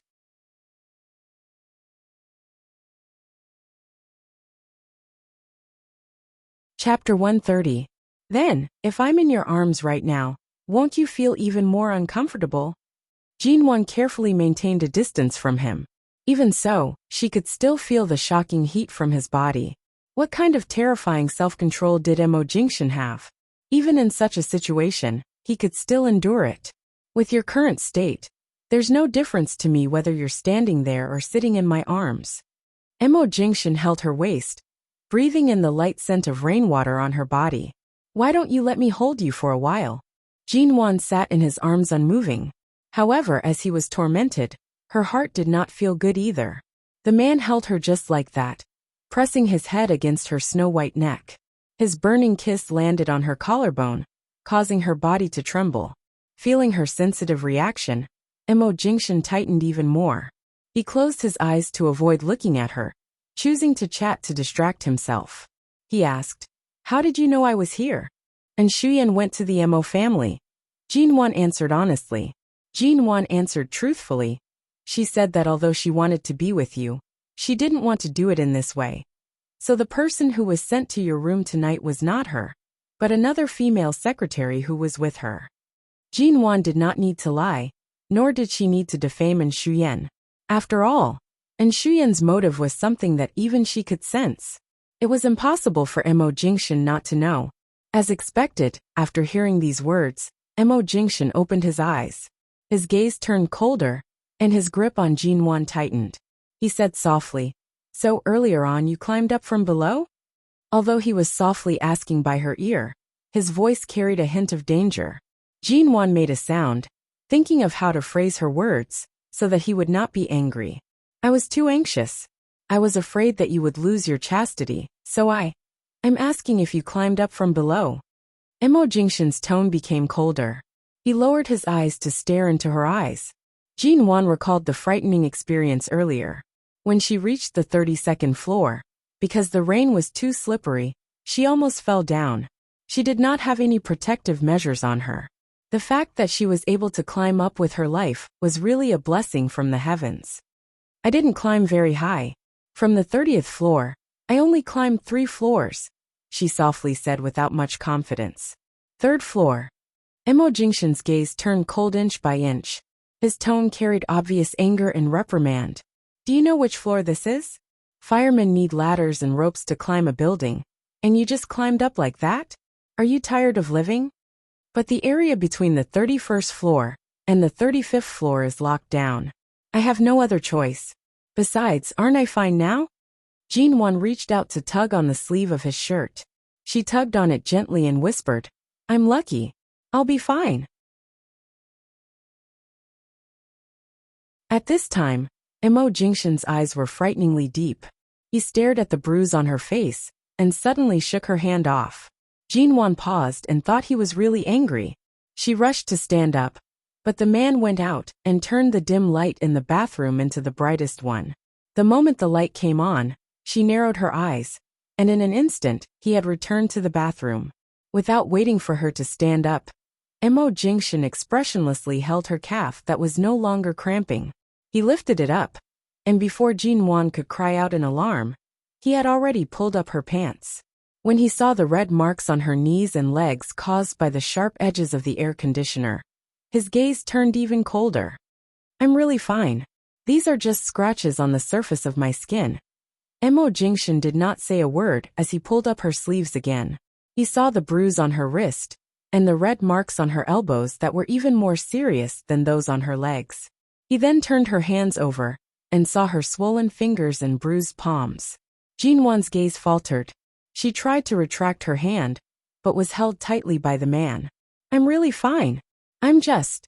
Jinwan wanted to speak, but saw that Emo Jingshan's gaze was frighteningly heavy. She pursed her lips and suddenly smiled to say, "Thankfully, the security in this hotel isn't that good. Otherwise, I would have been discovered the moment I climbed out. The distance between each floor isn't too far, and there are fixed air conditioners in the middle as stairs. In fact, it's really very safe. I'm not even afraid, so you don't have to." Before she could finish speaking, Emo Jingshan suddenly held the back of her head and pressed her heavily into his embrace. It was very, very heavy. For a moment she could not speak. She felt as though she was being pressed into his body. The man did not say a word and only held her. Jinwan gradually calmed down. She no longer tried to explain or make a sound. She quietly allowed him to hold her, pressed her face against his burning neck, and closed her eyes. It had been a thrilling night. No matter what, at least they did not lose each other. That was enough. Earlier, when she climbed up from the 30th floor, she did not think about anything else. Her only thought was to quickly find him and see him. Even if her body was smashed into pieces, she would not give up the slightest chance to help him. Even though she had already calmed down, she did not regret it. In his embrace, Jinwan closed her eyes. Her hand climbed up to his well-defined back and hugged his back. However, due to the heat from his body, she opened her eyes and asked softly in his embrace, "Do you want to soak in cold water?" Mo Jingshan hugged her and did not let go. He gently kissed the top of her head. "With you here, it's useless even if you put me in an ice cellar." "Then what should we do? Why don't we turn off the lights? The surveillance cameras shouldn't be able to capture anything."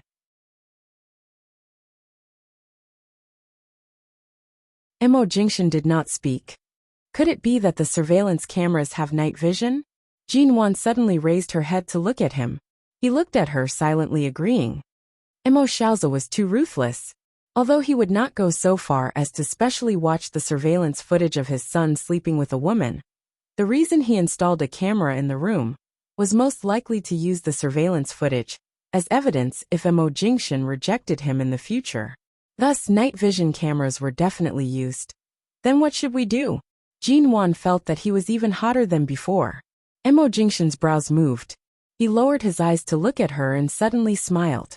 Right now, his shirt was slightly disheveled, and his gaze was unusually dark. There was a sense of decadence and attractiveness to him. "It's all right. The sky is about to brighten. This type of drug will usually wear off after 12 hours. It's only 1 in the morning." Jinwan lowered her head and suddenly raised her hand. "Why don't I use my hand to help you?"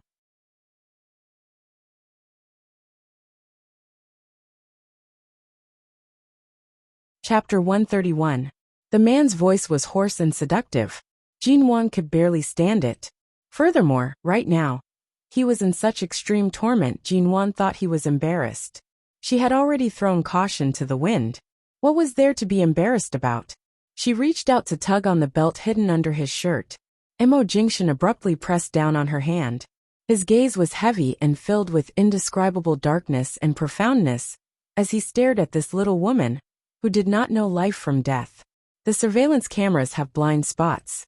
Let's find a corner where the cameras can't capture us." Jinwan did not wish to see him suffer so silently. She took the initiative to look back at the bathroom and several places around the bathtub. "Here. After the lights are turned off, there's also the door. It definitely won't capture us." As she spoke, she took a step back toward the bathroom door. Her hand was still tightly gripping the corner of his shirt, preventing him from moving away. The moment Jinwan hid behind the door, Mo Jingshan sighed softly. He did not allow her to undo his belt, but instead held her wrist, leaning down to kiss her harshly on the lips. The kiss was deep and heavy, as though he wanted to skin her alive. In the end, he forcefully pressed down Jinwan's disobedient hand that was moving back and forth on his body. He gave a low, muffled snort, speaking through gritted teeth. "Do you want me to die?" Jinwan's hand was restrained by him and could not move. She could only stare at him helplessly and say with incomparable sincerity, "It's just using my hand. I really know how to do it. In the past, Xia Tian and I secretly watched that kind of movie." Seeing Mo Jingshan's raised brows, Jinwan immediately revealed an excited expression. "It's rare for me to have such an active opportunity. Don't you cherish it?" "Of course I have to cherish it." Mo Jingshan chuckled softly, but still held her wrist. "Although the wound on your palm is not deep, it was scratched by those metal edges when you climbed up. This kind of injury requires a tetanus shot. Now that you've been soaked in the rain, it's already red and swollen."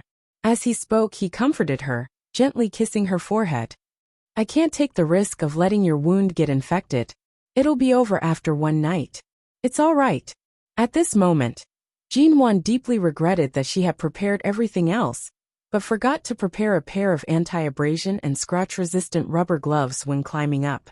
She looked at her red and swollen palms for a while, and from time to time, some blood would flow out from the thin wounds. She sat there with furrowed brows. Mo Jingshan thought she was thinking about the wound on her palm, but in the next moment, Jinwan's words almost caused the composure he had maintained for more than 20 years to collapse. "How about I try it with my mouth?" Seeing that the man suddenly fell silent, Jinwan actually felt a little embarrassed. After all, She had seen a lot of big movies in the next 10 years. Although she had never done it before, she was not too unfamiliar with it. Then, I'll go turn off the bathroom lights. Jinwan stood up and was about to walk around the man in front of her to turn off the lights outside the bathroom. However, the moment she got up, her wrist suddenly tightened. The man pressed her against the wall and buried his burning face in her neck. He hugged her tightly and said in an unbelievably hoarse voice, "If you really want to try, I'll give you the chance anytime after we leave this place." Jinwan's face instantly flushed red. "Who said I wanted to try? I just saw that you were in too much pain." Mo Jingshan chuckled hoarsely, hugging her. "There's no need. Just hold me like this. Stand here and don't move." "Are you sure that just a hug is enough?" His voice was still low and hoarse. "But I feel like you're in a lot of pain." He did not speak again, hugging her tightly. Jinwan leaned against the wall, allowing the man's tense body to press against hers. There was no gap between their bodies, and his body temperature gradually warmed her up. Jinwan obediently raised her hands to hug his back, pressing her face against his chest. She closed her eyes and listened to the man's heart that was not as steady and calm as usual. But even so, even though Mo Jingshan's short black hair was slightly messy, he was still incomparably handsome. Even though his shirt and pants were half soaked by her, he still possessed his unique charm of calmness and self-control. In comparison, Jinwan, who had climbed up from the 30th floor with no regard for her life, was completely soaked. There were still some traces of blood on her clothes, and there were small red marks on her face. She looked unbelievably wretched. She did not expect that even at this stage, she was still more wretched than him. They hugged for a long time. So long that Jinwan felt as though she was about to be burned by the heat of his embrace. She had only just begun to relax for the night when she leaned against his chest and almost fell asleep. All of a sudden, the man said in a low and hoarse voice, "Go out first. Let me take a shower." Jinwan opened her eyes. She was about to fall asleep, but she did not immediately wake up. She asked in a daze, "Is it cold water?" Jinwan nodded and cooperatively turned to walk out of the bathroom. In the end, a dry towel was suddenly tossed over her head. "It's not convenient to take off your clothes here. Your body is still wet. Wrap the towel around yourself." Jinwan nodded again, hugging the towel as she walked out. The consequence of relaxing was that she really wanted to sleep. She wrapped the towel around her body and subconsciously wanted to lie down on the bed or the sofa for a while. However, as soon as she got close to the bed, she saw the big bulge under the blanket, and the sleepiness in her head instantly disappeared. She composed herself and turned on the dim wall lamp at the head of the bed. She slowly reached out and lifted the quilt. Sure enough, she saw a young woman lying there quietly. Her breathing was steady, and she had been sleeping so peacefully in this situation. As expected, she had been drugged. Although he didn't know how long the woman on the bed was going to sleep for, her clothes were still intact, and there was nothing that shouldn't be exposed. The quilt was probably thrown over by Mo Jingshan, and even her face was not exposed. After all, she was a secretary of the Mo Corporation. If she had not had coffee with Shuyan, she would not have been sent to the big boss for no reason. After all, she was an innocent person. Jinwan gently covered her with the quilt again. Although her face was covered, she still left a gap at the edge of the quilt to prevent her from suffocating. Outside the window, the rain was still falling, but it was lighter than before, and the thunder was farther away.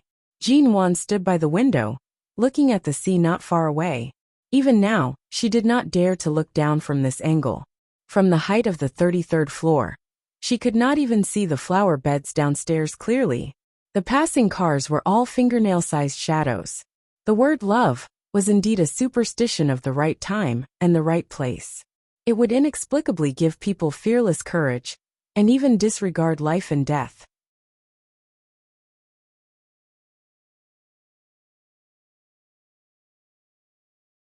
Chapter 132. The few hours before daybreak were similarly torturous for Jinwan. The two of them slept on the sofa. Mo Jingshan held Jinwan in his arms. Jinwan slept soundly in his arms, but she could vaguely feel that his body was unusually hot. It was not until 4 or 5 in the morning when the sky gradually brightened.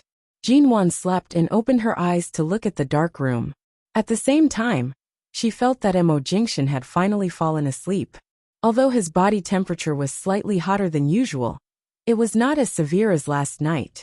He must have endured the most difficult part, and finally fell asleep from exhaustion. Jinwon did not move as she leaned against his chest. She listened to his heartbeat, and slowly raised her hands to hug his neck, closing her eyes. She did not know if the sleeping man had woken up, or if it was out of instinct, but he hugged Jinwon tighter. A gentle kiss landed on the top of her head. It appeared to be an unintentional kiss, but it caused Jinwon to uncontrollably smile in his arms. Jinwon slept for another 2 hours. When she opened her eyes, the sky had already brightened.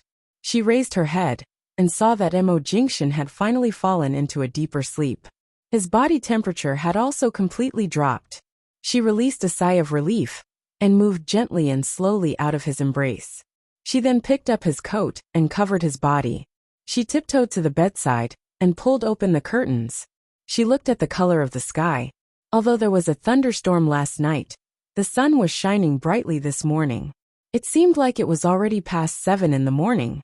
At this moment, footsteps approached from outside the door. Jinwon vigilantly turned around.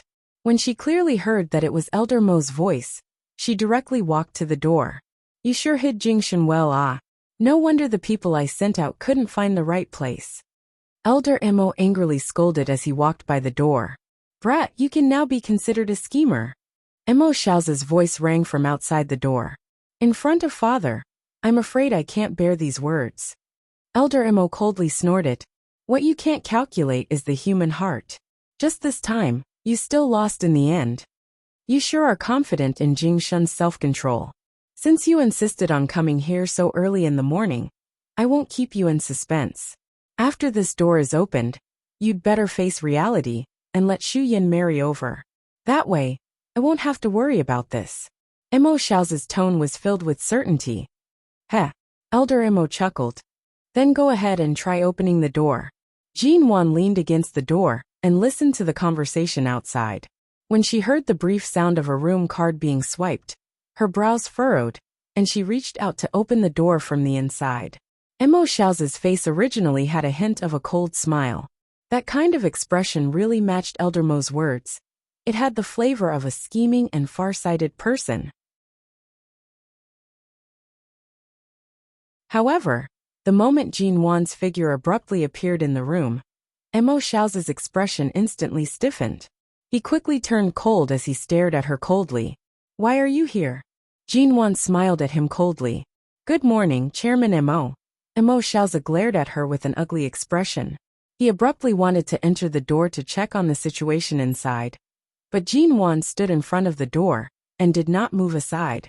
A man in his 50s, who was also Mo Jingshan's father, would not push her away. Elder Mo walked over with his walking stick, secretly giving Jinwon a thumbs up. His eyes were filled with gratification and praise. He then calmly smiled at Mo Xiaoza, whose expression was extremely ugly. "How is it? If I say you've lost, then you've lost. Your old man is still your old man after all. When it comes to the matter of my granddaughter-in-law, you can't waver. How did you find it?" After all, Mo Xiaoza was someone who had seen wind and rain. After a moment, his expression darkened, and he coldly questioned Jinwon. Jinwon smiled mildly. "It doesn't matter how you found me. What's important is that I was with Jingshan last night." Mo Xiaoza narrowed his eyes. Without waiting for him to speak, Elder Mo chimed in from the side.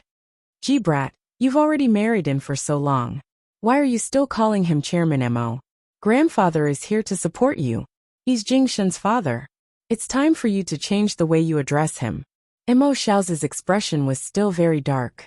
The scene he expected to see did not happen. Instead, he was beaten up by Elder Jinwon this early in the morning. His face had been completely thrown away, and his gaze was dark and filled with anger. Jinwon hesitated for a moment, but she still had to give grandfather Mo some face. She smiled slightly. "Dad." Mo Xiaoza coldly watched her. "I'm afraid I can't accept Miss Ji calling me Dad. If you want to call me that, Then call me that. After all, you won't be able to call me that for long. Jinwan smiled nonchalantly. She did not lose her composure because of the coldness and threat in his words. She continued to stand in front of the door, refusing to let him in. Putting aside the fact that the unconscious woman inside was innocent and could not be implicated or seen by him, Mo Jingshan had stayed up all night and finally fell asleep at daybreak. He should at least be allowed to sleep a little longer. Elder Mo glared at Mo Xiaozi with a displeased expression. Brat has already given you enough face by calling you that. Can't you keep your stubborn temper in check? Jingshan's marriage is his own choice. Even if you're his father, you have no right to criticize him. This Brat has long belonged to the Mo family. Besides, she's still a 20-year-old child. Can't you speak nicely to her? Do you have to be so unreasonable? Elder Mo continued. As the saying goes, it's better to tear down a temple than to ruin a marriage. You're not young anymore. After staying in America for so long, have you forgotten how to write the word respect? How can you be so overbearing? Jingshan's future belongs to America and shine, Mo Xiaozi coldly said. I don't wish to repeat myself. Xu Yan is the most suitable candidate. How isn't Xu Yan suitable? In terms of family background, Jinwan is not much worse off than Xu Yan. It's just that the Ji family is in Haicheng. In the future, if Jingshan returns to America to take over Shine, Jinwan's position by his side might not necessarily be worse than in Xu Yan's. You haven't even compared them, and you're already denying Jinwan. You're really a stubborn old man. Being scolded by his 80-year-old father as a stubborn old man, Mo Xiaozi's expression darkened. He then coldly stared at Jinwan. Mo Xiaozi suddenly ordered the bodyguard behind him, "Pull her away!" The bodyguard immediately rushed forward. Elder Mo saw this and fiercely slammed his walking stick against the ground, angrily saying, "Who dares to touch my granddaughter-in-law?" Mo Xiaozi coldly stared at the elder, coldly ordering, "Are you all deaf? Pull this woman away." Enough. Suddenly, a clear voice rang from behind Jinwan.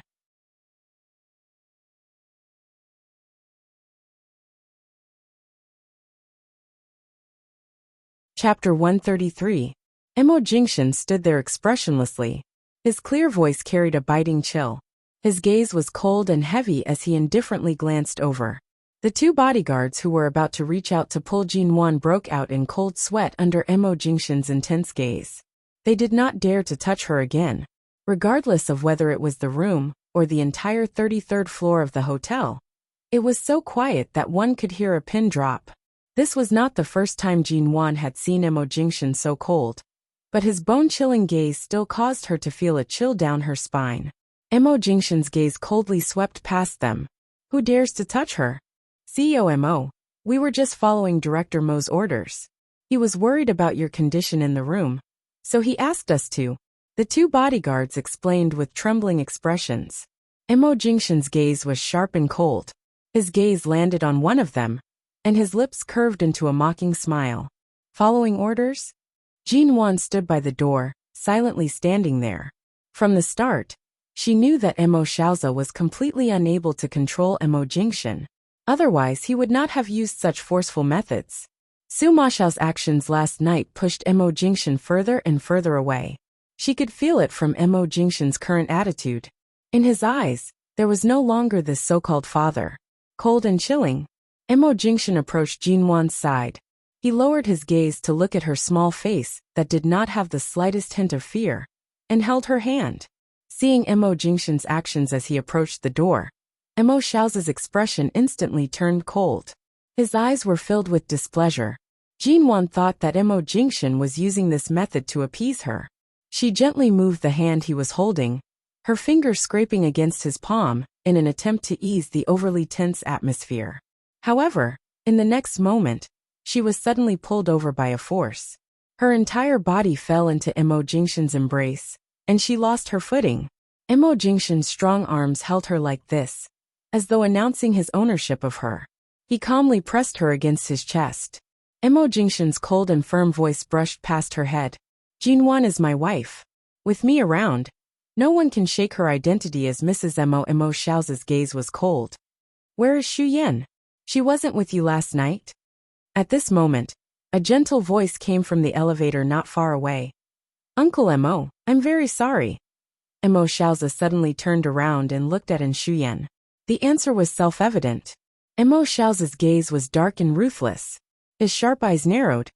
It seems like Xu Yan doesn't wish to use such a method to force others against their will. I can understand her hesitation. She's such a good woman who always thinks for you. Even at this stage, she would still give up on this opportunity. It can be seen how deep her feelings for you are. Jing Shen, you better watch carefully. I saw it very clearly. Mo Jingshan's tone carried a hint of mockery. I won't divorce her. And I won't marry Xu Yan. I'll only marry one Jinwan in my life. That's enough. And Xu Yan stood in the distance and did not approach. Although Mo Jingshan's voice was cold and light, and the pitch was not high, it was enough for her to hear it clearly from this distance. She lowered her eyes and did not speak again. A trace of bitterness flashed past the corner of her eyes. Last night, during the lightning and thunder, when Jinwan drove out of the Mo family home alone, she should have known. From Jinwan's unwavering trust in Mo Jingshan's gaze, she should have known. Mo Xiaozi's expression was heavy, cold, and sullen. He then turned to look at Xu Yan's dispirited and quiet appearance, and narrowed his eyes sharply and coldly. Xu Yan politely nodded at him, and turned to leave. She did not wish to stand here and listen any further. Mo Xiaozi abruptly turned to look at Jinwan, his eyes cold. Jingshan, so what if you care about this Jinwan? Women are just accessories to your career. If not for the Mo family's power, how could Jinwan, who was said to have her eyes on the top of her head, be willing to get married at the age of 20? Before the two of you got married, I'm afraid she didn't even know what kind of person you were. As for now, I'm afraid she still doesn't know. T. Elder Mo suddenly scolded from the side. Women are accessories to your career? If you have the ability, say the same thing to Jing Shun's mother when you return to America. Mo Xiaozi furrowed his brows, coldly glancing at the elder. It was clear that he was unhappy that he was everywhere. What are you glaring at?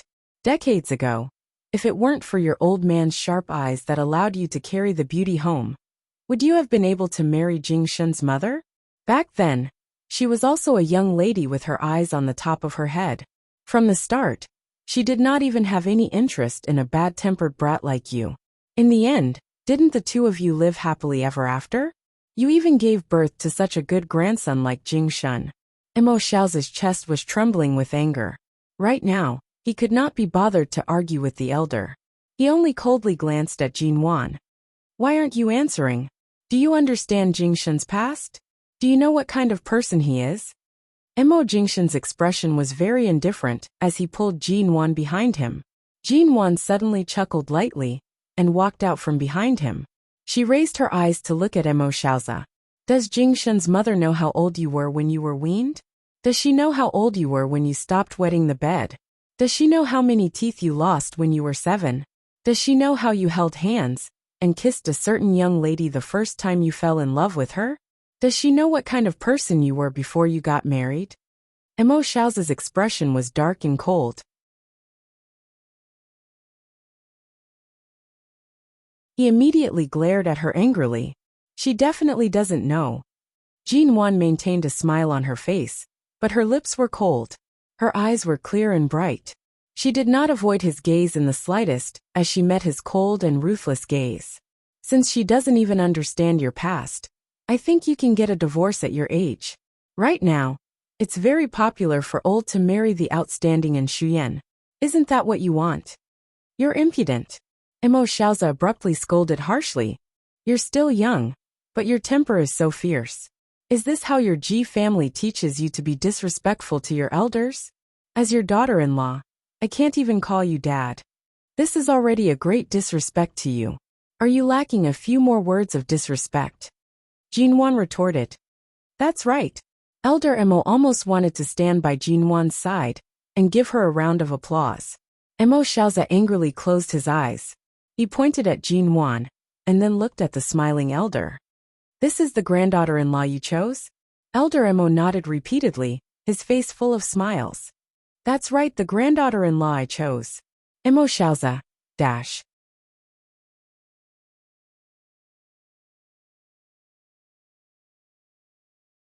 Chapter 134. Very good. Emo Xiaoza was enraged. I want to see just what abilities this Jin Wan has to make everyone in the Emo family favor her so much. She doesn't need any abilities. As long as she's Jin Wan, that's enough. Emo Jingshan calmly replied. Elder Emo chimed in. Just as well. This old man also wants to see what abilities An Shuyan has, to be able to force you to use such methods against your own son. Elder Emo glared at Emo Xiaoza, whose expression had darkened. Everyone has their own preferences. You like An Shuyan's radish, yet you insist on forcing her into Jing Shun's vegetable pit. Everyone is an individual with their own preferences. As long as Jing Shun likes it, as long as the two of them live peacefully, you shouldn't let anyone interfere between them. To think that you're Jing Shun's father. Emo Xiaoza coldly smiled. For someone like Jin Wan who doesn't respect her elders, don't expect me to accept her in this lifetime. If you can treat her like a daughter-in-law, Jin Wan will naturally show respect to her elders. Emo Jingshan's voice did not have any warmth. This is the most basic form of balance and respect between people. Elder Emo nodded. That's right. Humans are mutual. To nitpick unilaterally, this isn't the attitude of an elder. It's unreasonable. Emo Xiaoza's expression darkened. He fiercely glared at the two bodyguards standing by the door who did not dare to move. He wanted to scold them for being useless. They did not even know when Jin Wan entered the room last night. However, he was so angry that he did not want to speak anymore. With a dark expression, he turned and left. Emo Xiaoza directly flung his sleeves and left. No one stopped him. The floor returned to silence. Elder Emo looked toward Emo Jingshan, his tone kind. Jing Shun, were you all right last night? I was fine. I've made you worry. Emo Jingshan smiled mildly. The elder nodded. Your father's temper has always been like this since he was young. Since last night's matter did not succeed, I'm afraid that old face of his won't be able to hold on for more than a few days. As long as there are no misunderstandings between you and this G-brat, it'll be fine. Grandpa, don't worry. I'm sober. Jinwan winked at the old man. Yo, now you're happy. Yesterday, you locked yourself in Jing Shun's room, hugging a pillow and curling up on the bed. And now you're gone? The elder laughed at her. Jinwan's face heated up. Grandfather, you're actually teasing me. Elder Emo laughed heartily. I won't laugh. Ha ha ha. The elder smiled and looked at Emo Jingshan with a red face. Jingshan, you'd better keep a close eye on this wife of yours. You're not allowed to lose her. If you dare to let her down, this old man will break your legs. Jin Wan saw the old man raise his cane, and instinctively moved closer to Emo Jingshan. Emo Jingshan chuckled, pulling the little woman who had subconsciously blocked his way behind him. His clear voice was like a flowing stream. I know. Elder Emo finally harumphed in satisfaction. His gaze shifted to Jin Wan. How on earth did you sneak in last night? Jin Wan winked at the elder and smiled. It's a secret. Little thing, you're still keeping your grandfather in suspense. All right, you probably didn't sleep well last night. Hurry back and rest. As for Jing Shun's father, I have to think of a way to calm him down. As Elder Emo spoke, he walked out step by step with the support of his cane. As he walked, he muttered, Xiao Zhe has been in America for so many years. Standing on top of power, he's used to ordering his subordinates around. Everything has to be done according to his arrangements. His desire to control is too strong. I think he's tired of sitting in this position. Jin Wan returned to the room on the 30th floor, and took out the bag she had left here last night. She then called someone to secretly send the innocent female secretary back. She put down her phone, and raised her eyes to see Emo Jingshan standing by the window of her room. The floor-to-ceiling windows were not open. He stood there, his gaze peering out at the balcony. Jin Wan walked over, and gently reached out to hug his waist from behind. She pressed her face against his back, and breathed in the scent of his body that was like morning dew. She felt that his body temperature had returned to normal, and rubbed her face against his back with a smile. I don't want to come to this hotel ever again. You didn't sleep well last night. Let's change places. You need to rest, she said against his back. The hands that had reached out to his chest were held by him. Mo Jingshan's gaze was still fixed on the balcony outside. From the 30th floor, he overlooked the boundless sea. Outside the window, the autumn wind blew past, causing the trees below to sway. He did not speak, only pressing her hands against his body and holding them gently. It was very gentle and warm. The room was quiet for a long time. Jinwon decided to act spoiled as she circled around to his front. She pressed against his chest and raised her head. I know it was my fault for taking such a risk last night. I promise next time, I'll definitely. There won't be a next time. Mo Jingshan finally spoke. However, he lowered his eyes, and the seriousness in his gaze entered her eyes. All right, there won't be a next time. Jinwon raised her hand and made an expression as though she was swearing to the heavens. I'll never climb such a high building again. I promise. Mo Jingshan continued to look at her coldly. Jinwon tugged on his collar to lower his head. She kissed his chin twice and continued acting spoiled as she said, I promise. Don't be angry. If I had waited at home last night, I'm afraid I would have stayed up until my hair turned white. It's also good like this. Mo Jingshan's hand pinched her face. He touched the faint red mark on her face from last night. His warm fingers gently caressed it. His brows were deep and calm as he stared at her, as though he was looking into the depths of her soul. Jinwon's mind was shaken by his gaze. However, she remembered that this hotel was not suitable for them to stay for long, and was about to move away from his embrace. However, the man's arms suddenly tightened around her. He stared into her eyes and kissed her. You don't dirty. Jinwon rushed to move her face away. I haven't showered properly since yesterday. When I woke up, I didn't wash my face or brush my teeth. I'm definitely dirty. Don't kiss me. However, before she could finish her words, her face was abruptly turned back by him. The man's hand supported her face, preventing her from moving away. When he kissed her again, he pushed her teeth apart and kissed her deeply. There was no room for her to dodge at all. She opened her eyes to look at him. In the next instant, the man pressed her against the wall by the window. Because Jinwon did not brush her teeth in the morning, she did not even dare to open her mouth. Her entire body was stiff and unwilling to cooperate. However, his hands were like vines that wrapped tighter and tighter around her. It was as though he wanted to press her into his body and become one with her.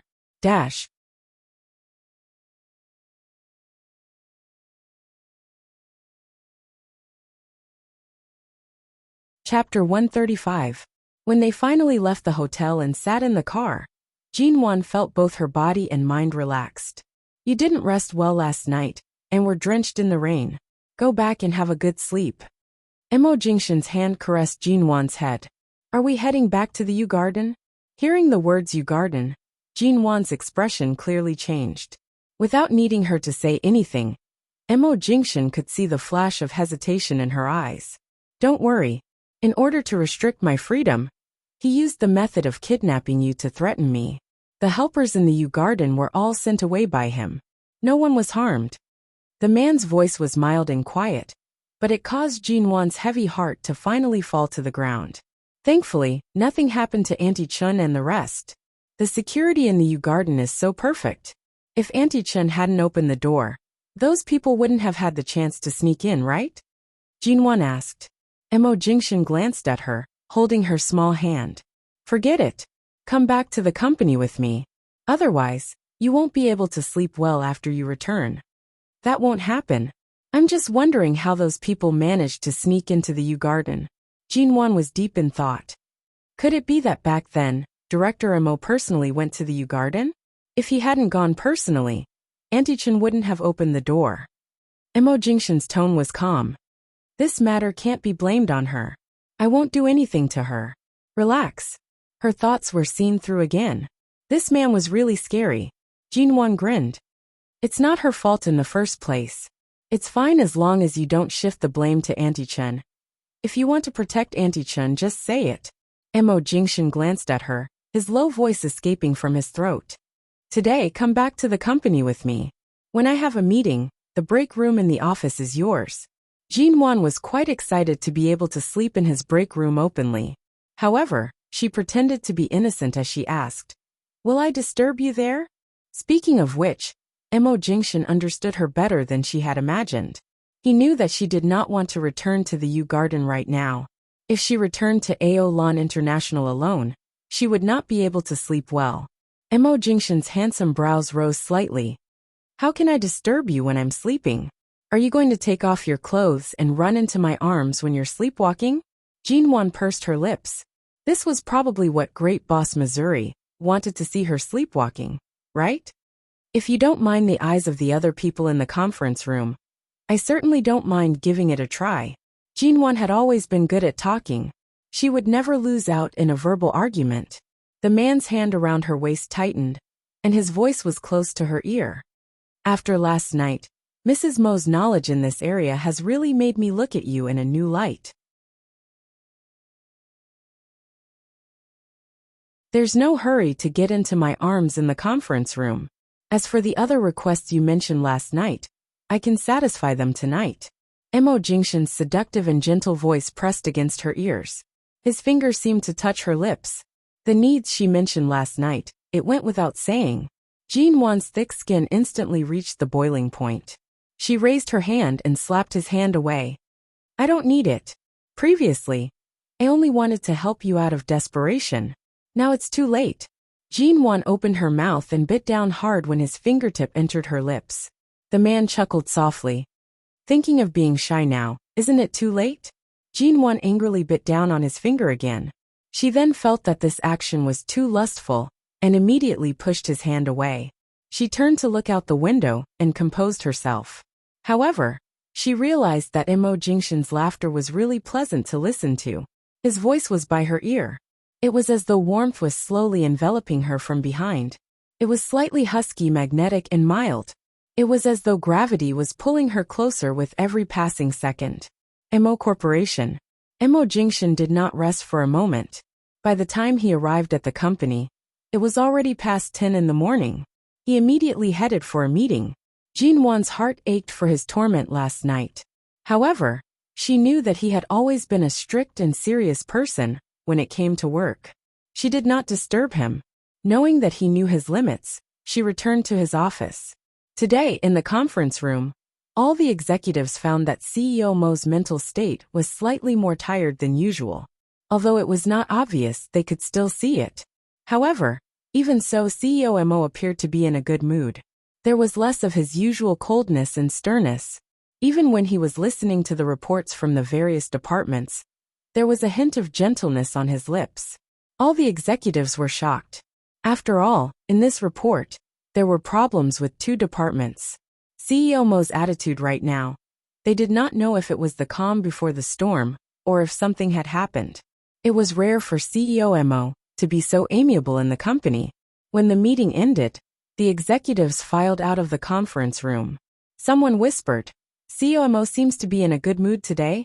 It's rare for a meeting to end so quickly. He's letting us go after just an hour? It should be because there's someone waiting for him in CEO Mo's office."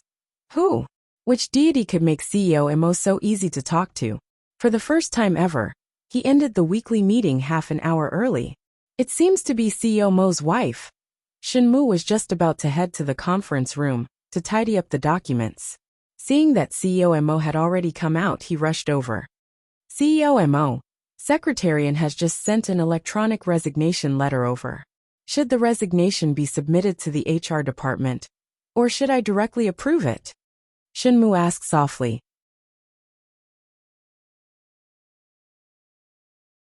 Mo Jingshan replied coldly, "Just approve it." "All right, I understand. Has Jinwan eaten yet?" Mo Jingshan glanced at the time, asking in a heavy voice. Shinmu nodded. "Earlier at 11 o'clock p.m., I originally wanted to send someone to a nearby hotel to bring her a nutritious lunch. However, she said that she would be fine eating the company's staff meal. I followed her request and brought her lunch from the staff cafeteria. Right now, she should be almost done eating." "Staff meal?"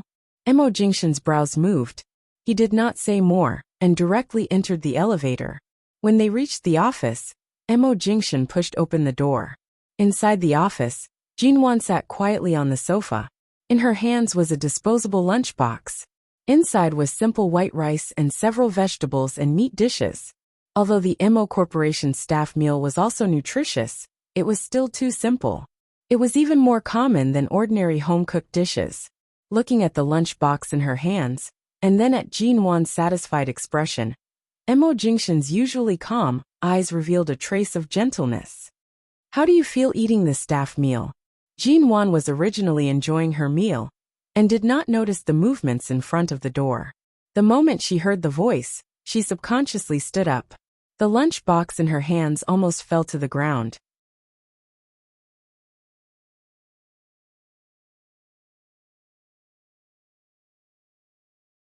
Chapter 136. Hearing Jinwon's evaluation, MO Jingshan approached and stood before her. His gaze landed on the lunchbox by her side. Jinwon pointed with her chopsticks. Earlier, I asked Shinmu to bring another portion up. I planned to eat it after you returned from your meeting. I didn't expect your meeting to be so short today. It's perfect to eat it while it's hot. But be careful, it's still a little hot.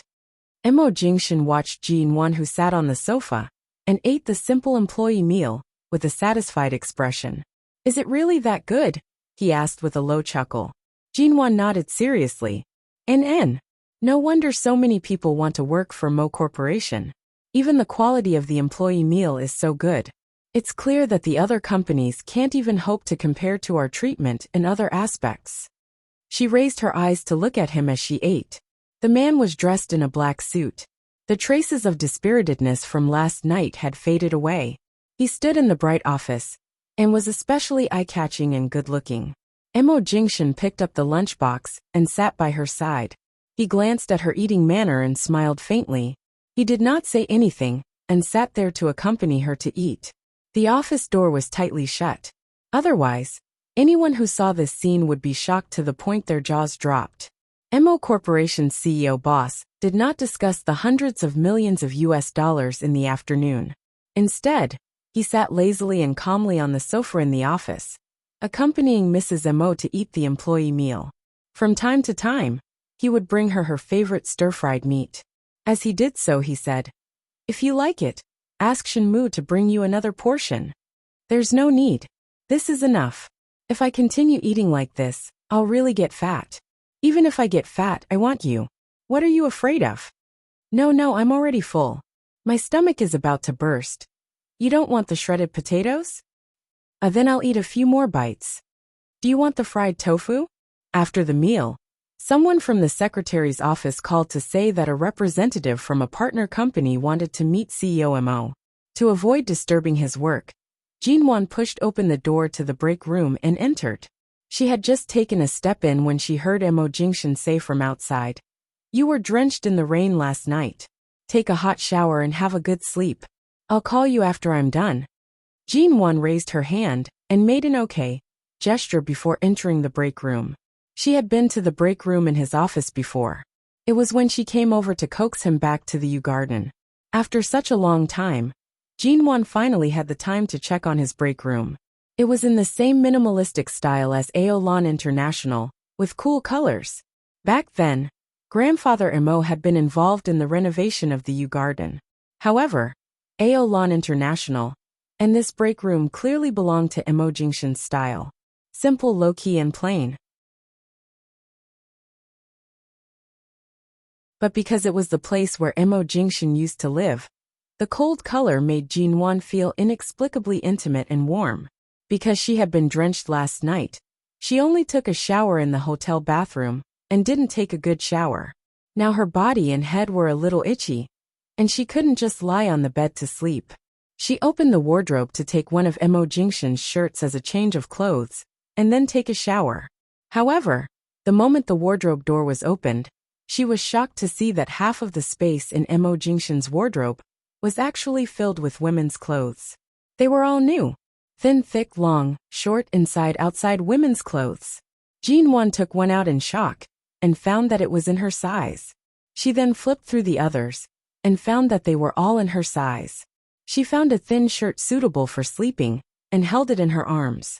She knew that MO Jingshan was busy in the office, and couldn't go out to ask him. So she picked up her phone and sent him a message. When did you prepare so many clothes for me in the wardrobe? I just opened the wardrobe. You gave me a fright. After sending the message, she waited for about a minute. Seeing that he didn't reply, she guessed that he was busy and went straight into the bathroom. After showering and drying her hair, she came out wearing the clothes Jinxian had prepared for her. She carried the fragrant scent of shower gel and threw herself onto the large bed in the break room. She picked up her phone and saw the reply Jinxian had sent her several minutes ago. The day after that time you wore my shirt. Jinwan stared at the phone screen in surprise. She was sure he was talking about the day after. The day after? He moved so quickly. At that time, he clearly didn't plan on moving back to the master bedroom. Even though their relationship had improved, they weren't too intimate. Yet, at that time, he had already made preparations that she would one day stay in his break room? Exactly how black-bellied was this man? Jinwan really wanted to reply, but considering that he was currently working, and that he clearly had work to do in the afternoon, she held it in and placed her phone down. She flipped over and lay on the bed, her eyes occasionally glancing at the wardrobe. Her hands were crossed in front of her chest, casually moving her fingers. However, her mind seemed to have flown into the clouds, giving her a surreal feeling. She picked up the phone by the pillow and looked at the 15 words and 2 punctuation marks he had just sent. After staring at it for a long time, she suddenly smiled and placed the phone down. She buried her face in the pillow and laughed. What should she do? Great Boss Mo's ability to tease her was becoming harder and harder to control. A few clothes and a message were enough to make her unable to calm down. Jinwan flipped over again, thinking that she wouldn't be able to sleep anymore.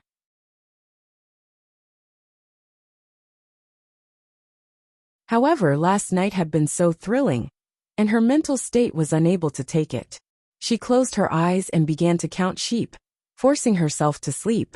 1 sheep, 2 sheep, 3 sheep for sheep.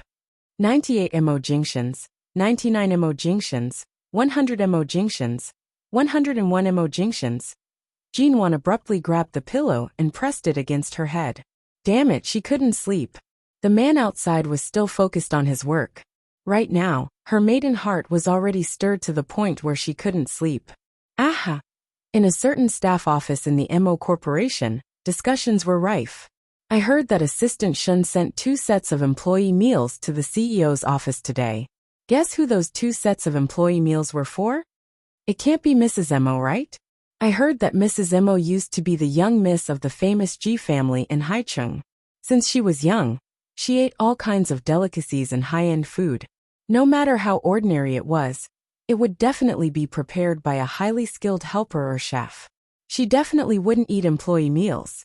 That might not be the case. Our company's employee meals are clean and delicious.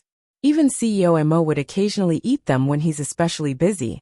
Mrs. Mo is also a person. It's not strange for her to eat employee meals with CEO Mo in the office. Impossible, she definitely wouldn't eat it. Do you want to make a bet? All of a sudden, Shinmu stood in front of the office door. He coughed and cleared his throat, speaking sternly. Why are you all standing together and discussing? Are you all done with your work? Aren't you all too free? In an instant, the employees scattered like birds, quickly leaving dash.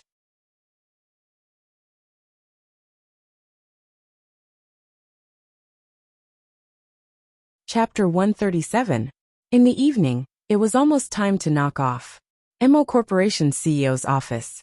The business partners received a satisfactory contract and chatted politely for over 10 minutes before finally leaving. The office returned to silence. Mo Jingshan's gaze landed in the direction of the break room. After the secretary and assistant came in to report on the day's work, he glanced at the time and closed the documents in his hands. He stood up and walked to the door of the break room. It was very quiet inside. It could be seen that Jinwan had indeed fallen asleep. The door to the break room was quietly pushed open. On the soft, large bed, Jinwan slept soundly. Her soft, long hair covered the pillow, and her sleeping face was peaceful and peaceful. Her phone was placed by the pillow within reach. It was as though he could see that she was still debating whether to pick up her phone to reply to his message before she fell asleep. Mo Jingshan smiled and picked up her phone, placing it on the bedside table. Jinwan slept too soundly.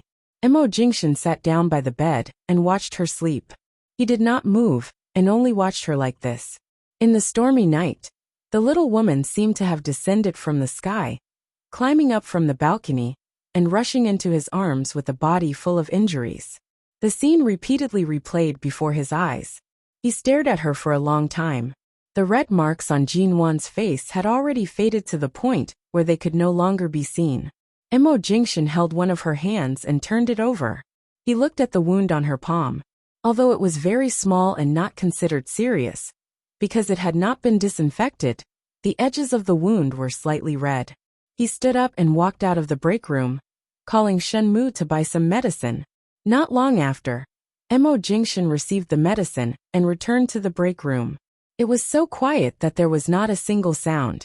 He could only vaguely hear Jinwan's light breathing as she slept. It had a gentle frequency, causing one to feel that this room was peaceful and quiet. The medicine that Mo Jingshan had Shenmu buy was not as painful as disinfectant alcohol. However, when Jinwan's palm was suddenly lightly sprinkled with the medicine, it still felt slightly itchy and painful due to the anti-inflammatory ingredients. Even though it was not obvious, she still furrowed her brows uneasily in her sleep. Ugh! She instinctively wanted to retract her hand and let out a soft moan in discomfort. Mo Jingshan held her hand and didn't let her draw it back. As Jinwan struggled harder, he bent down and gently kissed her on the lips. Finally, because the numbness on her lips overwhelmed the slight itch and pain in her palm, her furrowed brows gradually relaxed, and she went back to sleep. Her cherry-colored lips curved into a faint smile, as though she had a sweet dream. When the little woman slept, there was a special kind of sweet temptation. If it weren't for the fact that both his hands were occupied, and he had to continue applying medicine for her, Mo Jingshan would not mind pressing her under his body and kissing her harshly for a while longer. He slowly got up and gently held her hand. He slowly sprinkled white medicinal powder on the small wounds on her palm. The wounds weren't serious and didn't need to be wrapped with gauze, but the simple disinfection and anti-inflammatory process couldn't be neglected. Jinwan's clothes were thin and loose. Mo Jingshan could easily pull her sleeves open and apply medicine on the wound on her arm. He then lifted the hem of her clothes. The man who was about to continue applying medicine on her leg paused for a moment. After showering, she had directly put on these clothes. There was nothing under the clothes, and the scenery under the clothes was completely exposed. Mo Jingshan suppressed the fire burning in his eyes. After applying medicine on the wound on her leg, he placed the medicine on the bedside cabinet. Then he lowered his eyes. He watched the little woman who instinctively curled up her legs, due to the slight coldness of the blanket being pulled aside, and the hem of her clothes. Last night, the two of them did not rest well. Originally, he should have let her sleep a little longer. However, this scene was too shocking. Mo Jingshan's extraordinary self-control, which he was able to maintain last night under the effects of the medicine, almost completely collapsed at this moment. He bent down and picked up a strand of her hair. The fragrance of the shampoo and shower gel mixed with the faint fragrance of her body. Mo Jingshan curved his lips, planting a kiss on her hair. He then tilted his head, planting a kiss on her fair and beautiful brows. Slowly, he moved down to her small and straight nose, and then slowly covered the soft lips that he had not kissed enough earlier. The warm, soft, and beautiful touch caused the man to feel a momentary sense of submission towards Gu Jingshan. His kiss gradually deepened. No matter how deep Jinwan's sleep was, she still opened her eyes. However, she was not fully awake. Her slightly dazed eyes saw the man above her. Seeing that it was Mo Jingshan who was kissing her, she did not resist. Taking advantage of the gap between their lips, she murmured with a smile, "Are you done with your work?" Mo Jingshan's movements did not stop. His palm had already touched the softness of her chest through her thin clothes. The kiss on her lips deepened, and his other hand held her waist. The man's kiss moved past her cheeks, lingered on her lips, and slowly moved down to her neck. Because Jinwan had actually fallen asleep under him, the man suddenly bit down on her collarbone, causing her to shiver. The moment she opened her eyes, she drowsily raised her hand to press her head. "What time is it?" She had just woken up and asked hoarsely. "It's already time to get off work." The man continued kissing her collarbone and neck, but this time, the kiss was more passionate and intense. His voice was as hoarse as hers. Jinwan was about to get up, but was unable to.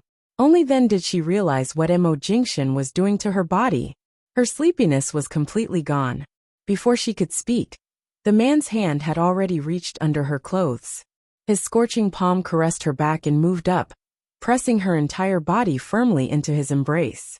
Under her slightly surprised gaze, he held the back of her neck and kissed her harshly twice on the lips. "You're awake." "And I'm awake." Jinwan was startled. She realized that they were still in the break room beside his office, which meant that they were still in his company.